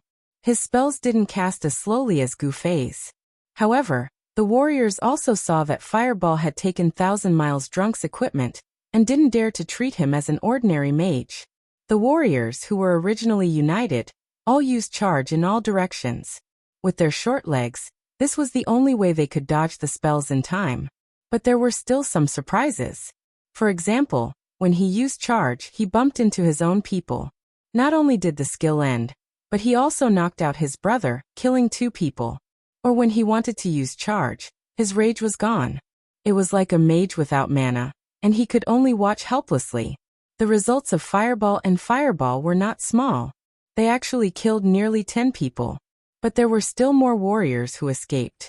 Fireball lay on the ground and summoned another lightning spell, electrocuting a warrior until black smoke rose. Fireball's lightning spell was much more powerful than Gu Fei's. It was extremely lethal. The warrior's face turned ashen after being electrocuted. Fireball took advantage of the moment when he was distracted and summoned a chain of fireballs.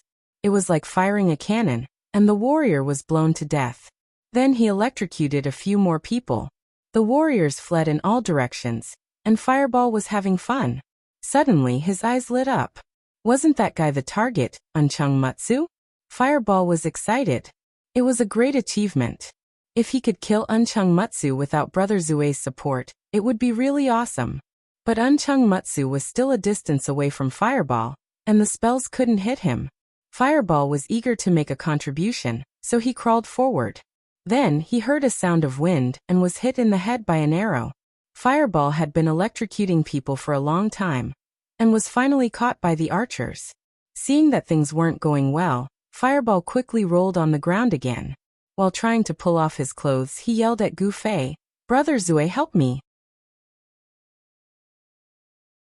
Gu Fei's magic had recovered a lot, and he was really helpless against Fireball. Seeing that Gu Fei didn't have any equipment, many people wanted to bully him. But even without those two pieces of equipment, Gu Fei was still faster than the warriors. The warriors couldn't do anything. The archers wanted to attack, but they still used 9 palace steps. The sorcerers didn't have enough distance, so they were charging forward, ready to attack. Gu Fei rushed to Fireball's side in a few steps. Fireball just happened to take off his clothes and throw them at Gu Fei. Gu Fei put on the clothes with his arms and caught the Dark Knight sword that Fireball threw at him. Without waiting for him to clean up, he charged forward again. Lightning spell, Fireball spell. Gu Fei used some small spells that consumed little magic to help the warriors recover their HP, so that he could kill them instantly later. At the same time, he used 9 palace steps and quickly approached the archers. Gu Fei had tasted the sweetness of fighting against wine and song. He knew that if he didn't have an agility class, he would be almost unrestricted. The archers were running everywhere. Gu Fei really spared no effort to deal with them. He was willing to use teleportation to catch up to a target. He would only stop when he caught up and killed the target. Muyan couldn't catch up with the other classes. He was anxious and annoyed. Calm down, don't panic, don't panic. Unchung Mutsu reminded himself to calm down and arrange for the team to expand the range. He couldn't suppress Gu Fei in terms of speed, so he prepared to reduce the space for Gu Fei's movement. Gu Fei was busy killing when he suddenly received a message. Anyone who could send him a message now was not an idle person. It was probably something important. Gu Fei quickly opened it. Slender Waist Dance said, "Ha ha ha, I've succeeded. Do you want me to come and help you?" At the same time, Fireball also poked his head out and shouted, "Brother Zue, Black Index Finger has been killed. You have to hold on tight too." Damn. Gu Fei was very ashamed. He felt that he should speed up. Why was he wasting his energy here? Looking around, Gu Fei shouted, "Where's Unchung Mutsu? Where is he?" "Damn, Brother Zue, you don't know him." Fireball vomited blood. Unchung Mutsu was less than 10 meters away from Gu Fei, directing the battle. Butterfly knot. Merrily killing.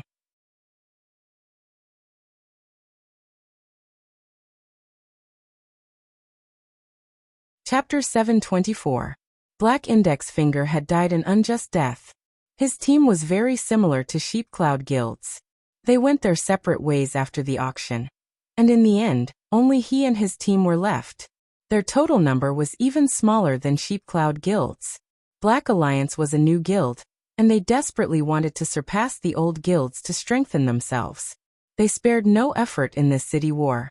Of course, Black Index Finger wasn't like Unchung Mutsu, where the quest was voluntary. He sent as many people as he could. Even he himself didn't stay idle. He led this group of people as a mobile reinforcement team. Wherever needed, he would quickly send people to that side. While he was walking with his brothers, he suddenly bumped into a group of players who were rushing toward him. Black Index Finger and the others saw that the situation wasn't right, and were preparing to fight back. But then they realized that the group of players was also divided into 2 groups. The rogue girl in the lead was running for her life, and the people behind her were shooting arrows and casting spells. They were chasing after her. The people of Black Alliance could all see it. Things like chasing and killing happened every day in the game. However, it was currently a city war, so the various guilds within the range of the city war temporarily focused on this. Even if there were some personal grudges, they would temporarily ignore it. Those who were able to participate in this kind of drama were mostly neutral players who did not participate in guilds. Since it was a common thing, they shouldn't be surprised. But the problem was that it was common to be chased after someone, but it was rare to see a girl being chased after. They hadn't seen this group of people from Black Alliance until now, and they were all itching to do it. For an expert, it was boring to be an expert if they didn't have a chance to show off their skills from time to time. The hero saving the damsel in distress was always a favorite scene of the experts. They were all eager to try it, but they heard their guild leader Black Index Finger cough heavily. They were quite depressed, but since the guild leader had hinted, they had to give him face. Black Index Finger walked out of the team and stood forward like a hero. But he thought that even though the girl was pitiful, he had to figure out who was in the right and who was in the wrong. If he helped the wrong side, it would damage his guild leader's reputation. With this thought in mind, the black index finger stepped forward and stopped the girl who was rushing over, shouting, "Miss, what's the matter?" "There's something wrong with the girl, and I've already stopped her." "There's nothing wrong with the girl, but there's something wrong with the person chasing after her. With my protection, there's no need for her to run." The black index finger thought to itself, and hoped that it was the latter. Robbers. The masked thief only said 3 words, and everyone was very happy. They immediately chose to believe her. As for the robbers, who wouldn't hate them? Everyone was eager to show off and quickly turned their attention to the guys chasing after them. Without saying anything, the black index finger waved his hand and said, "Go." The robbers also immediately realized that the situation was not right. They did not persist at all, and turned around to run. The people of the Black Alliance, regardless of their speed, all chased after her. The black index finger calmly walked up to the girl and expressed his concern. "Miss, are you all right?" "I'm all right, and you?" asked the girl. "Me? What could possibly happen to me, haha." The black index finger laughed out loud, but the girl in front of him suddenly disappeared. Before he could react, he was stabbed in the back. The black index finger saw his health drop by a few points and was scared out of his wits. He hurriedly turned around, but there was no one there. He was even more at a loss as he was stabbed again. "Clerics!" the black index finger hurriedly shouted. However, this assassin did not reveal himself after 2 consecutive attacks. The attention of the guild members was all on the robbers, and apart from the black index finger himself, no one else knew that he was being attacked. At this moment, the black index finger shouted for a cleric. Immediately a cleric shouted, "Here." But he did not realize that the black index finger was telling him to heal. Heal. Black index finger only managed to shout out half of the word, "heal," before the 3rd stab arrived. Just like that, he left unwillingly.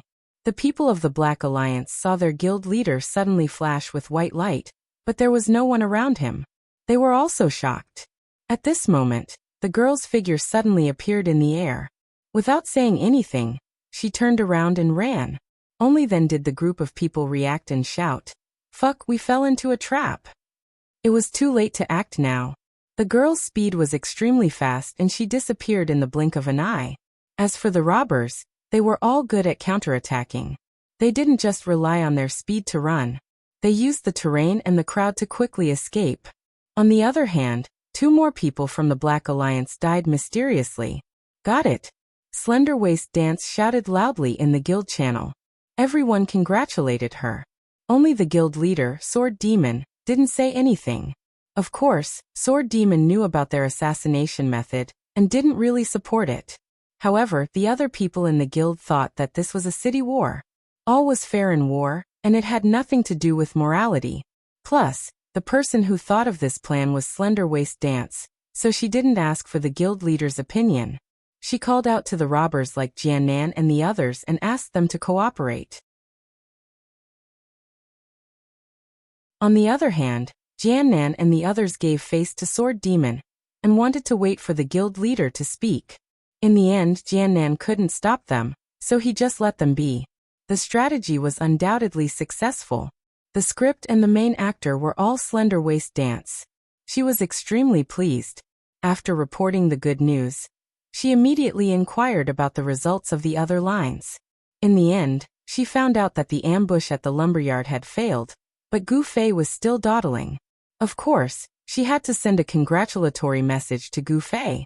After receiving the congratulatory message, Gu Fei shouted, "Where's Unchung Mutsu?" Unchung Mutsu was stunned. He realized that the target was him. However, Qianli didn't recognize him after he was drunk. Unchung Mutsu was both disappointed and relieved. However, after Gu Fei shouted, many people in Mudcloud Guild subconsciously looked at Unchung Mutsu. With so many eyes, Unchung Mutsu was betrayed. Before Unchung Mutsu could react, Gu Fei teleported and was less than 3 meters away from him. Unchung Mutsu was shocked and wanted to retreat, but he couldn't outrun Gu Fei with his short legs. Unchung Mutsu was shocked and wanted to retreat, but he couldn't outrun Gu Fei. Gu Fei was also surprised that his opponent's defense was so lax. He didn't expect that his opponent had only just realized that he was here for the guild master. Unchung Mutsu wanted to run away, but he saw that everyone in the guild was staring at him.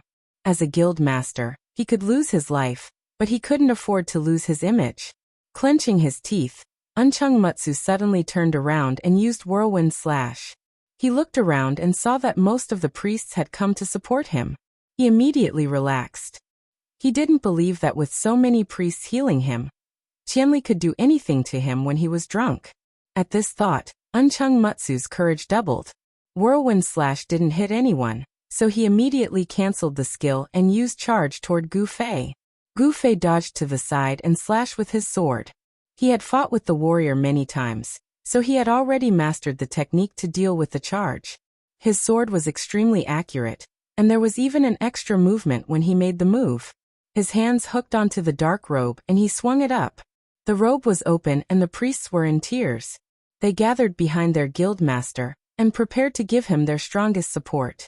However, when Gu Fei's robe opened, everyone's vision was blocked. In the game, they couldn't cast spells if they couldn't see the target. Cloud Central's Moody, on the other hand, had no idea what was going on. He felt as if someone had slashed a knife across his neck. It was both a searing pain and a burning sensation. His HP dropped significantly, but when he remembered that he had a group of brothers backing him up, his HP would be replenished in no time. Unchung Mutsu quickly turned around and realized that there was nothing behind him. His brothers couldn't see.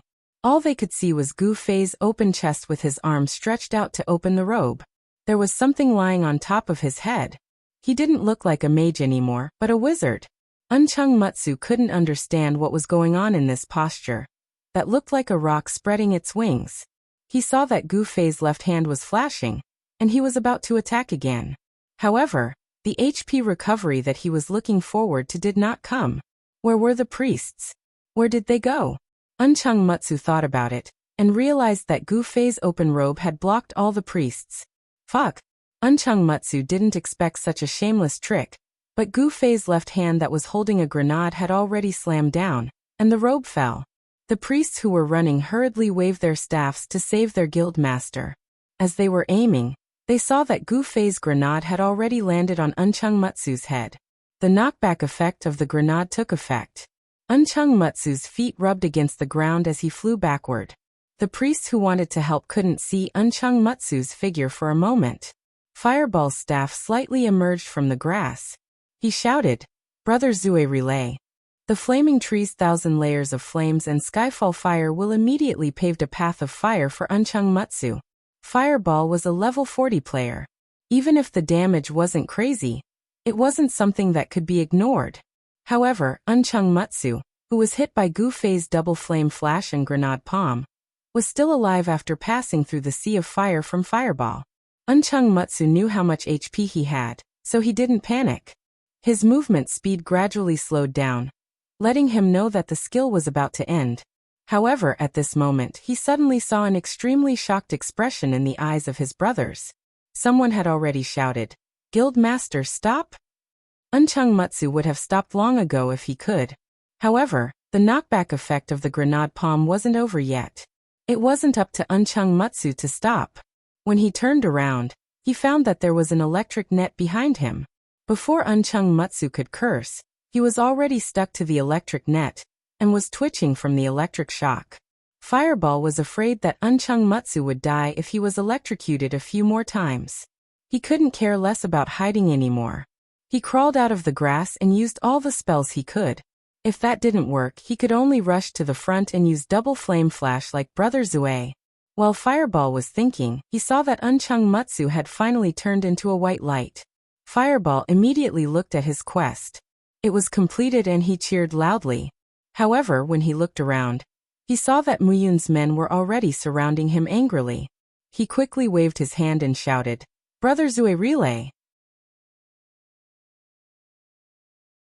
Don't let them escape!" Someone shouted. Then he saw Gu Fei turn around and look at him in surprise. Who said anything about escaping? After saying that, he rushed to Fireball's position and unleashed a 720-degree dual flame flash in all directions, killing everyone in a circle.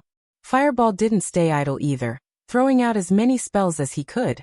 As a result, those people who had been badly injured by Gu Fei were taken advantage of by him, killing them like flies. Muyun's players finally came to their senses. Escape? Who said that they were going to escape? Yes, he had killed the guild leader first. But after killing the guild leader, he was going to kill them one by one. Without Yunzhong's Mudi, this bunch of lazy people didn't have a proper commander. They fought on their own, and were tortured by Gu Fei to the point that they didn't even look human anymore. It was Fireball, who followed Gu Fei's every step. A bolt of lightning struck from the left, and a fireball from the right. He was very proud of himself. Following Brother Zue was the right choice. Unfortunately, there were only 200 or 300 people in Mudcloud Guild, but why weren't there any pretty girls? Of course, there were girls in Muyun, but Gu Fei didn't care if his target was a man or a woman. Those who deserved to die would die. Fireball saw that the girls who died weren't outstanding, but he didn't feel sorry for them. Instead, he lamented that the quality of the girls in the Sheepcloud Guild was really bad. Run. Run. Muyun's men didn't dare to tell Gu Fei to stop. They all turned around and fled on their own. As for the Muyun players who had scattered earlier, some reinforcements had arrived. Gu Fei didn't care if they were old customers or new customers. He was in perfect condition to recover his mana and attack, so he killed anyone who stood in his way. In the end, Muyun's men only managed to escape the endless pursuit by scattering in the wilderness. After all, Gu Fei couldn't split himself. There were 100 of them, so they ran in 100 different directions. Gu Fei tried his best, but he only managed to kill 18 of them. He couldn't find another one. Fireball wanted to take advantage of this opportunity to beat them up. However, even though Muyun's men ran away, they still knew how strong their opponents were. Seeing that the guy who was rolling on the ground was so arrogant, Fireball was furious and immediately counterattacked. Fireball wasn't a match for Muyun's men in a one-on-one fight. Fortunately, Gu Fei arrived in time so he didn't get killed. Is that all? Gu Fei was reluctant to leave. Fireball quickly reported the good news to the guild. Reporting. With Brother Zue's help, Fireball has successfully completed the mission. The guild members all booed. Who would believe that Fireball was the leader and Gu Fei was the helper? The people from all the big guilds seem to be gathering here. Everyone be careful. After Wandering Swords group successfully escaped from the Black Alliance, they disguised themselves as civilians and observed in the dark. They discovered that the Black Alliance was quickly gathering. What's there to be afraid of? Go back and accept the mission before coming back. The news of the 2 guild leaders being assassinated quickly spread among the guilds. At this point, if the Han family young master still didn't realize what was going on, then he wouldn't be the Han family young master. He immediately said in the channel, "Not bad." Since the Han family young master was currently neutral, the mercenary group channel under him became a neutral channel. This allowed the 3 major forces to communicate freely in this channel, as long as they weren't separated by the factions outside of the city. Sword Demon saw the Han family young master's message and smiled honestly. There must be an ambush in the lumberyard, right? Han family young master asked. Of course. Sword Demon said. In the lumberyard? Han family young master said. That's right. Sword Demon said. If Gu Xiaoshang went up to the lumberyard to accept the mission, then she would fall into the lumberyard, and we would take the chance to kill her. Han family young master deduced. Yes. Sword Demon said. If she didn't go up, then it would be like what happened now. Han family young master said. Yes. Who was hiding in the lumberyard? Han family young master asked. It was me. Sword Demon said. Gu Xiaoshang didn't go up, so you used a teleport scroll to leave? Yes. The situation that I deduced. Did you guys already guess everything? Han family young master said. We're all old friends. Sword Demon said. I've never fought against you before. Han family young master said. Me too. Sword Demon said. It's not over yet. Good luck. The valiant generals defending the city had now turned into citizens and gathered in the city. The city was the safest place. Everyone laughed. Although the first battle wasn't perfect, the final result was quite smooth. It was a good start. Even Sword Demon didn't bother thinking about how to assassinate Black Index Finger. Since they occupied the main city, they were treated much better than the players outside the city. At the very least, the taverns in the city were still open as usual. But players should take care of each other. Gu Fei sent a message. Little Ray immediately went to open his tavern. He didn't think that there would be business during the city war. It was quite unexpected. Hey, you're not bad. You actually joined the camp. Slender Waist Dance twisted Little Ray's head. She wasn't familiar with Little Ray, but Little Ray's background of losing money to open a tavern made the players guess that he was an amazing RMB player. Slender Waist Dance thought so too, so she thought that Little Ray was from the same country as her. Little Ray didn't mind being twisted twice by the beauty. He went in and got everyone his newly developed self-made wine. But unfortunately, most of the girls present were amethyst, so they didn't drink. There weren't any alcoholics on Very Unbelievable's side either. When Little Ray's new wine was served, everyone praised it out of politeness, but not from the bottom of their hearts. Little Ray felt that it was hard to find someone who understood him, and he began to miss a certain person. Yo, you're all here? 2 more people came into Little Ray's bar. It was Shi Xiaotian and Yin Xiang. The 2 of them had taken a long detour after leaving the lumber mill. Now that they had snuck into the city, they were a step behind everyone else. Do you know what punishment the Mudcloud Guild received? Shi Xiaotian didn't waste his time. He even got some information. Speaking of which, Slim Waist Dance and the others did not complete the assassination perfectly, because Slim Waist Dance's quest was not the Black Index Finger. The last attack should have been completed by another person like Gu Fei and Fireball.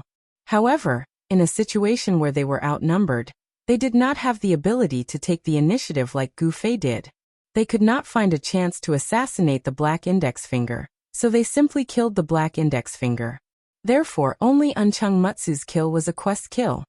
You're tuning in to the Limei's Wuxia Whispers YouTube channel. We're so grateful for your support, and don't forget to subscribe to join us on this incredible journey through captivating stories. Your generosity through donations truly makes a world of difference, as it's the primary source of revenue that allows me to expand and enhance this channel for you. Thank you from the bottom of my heart for being a part of this adventure.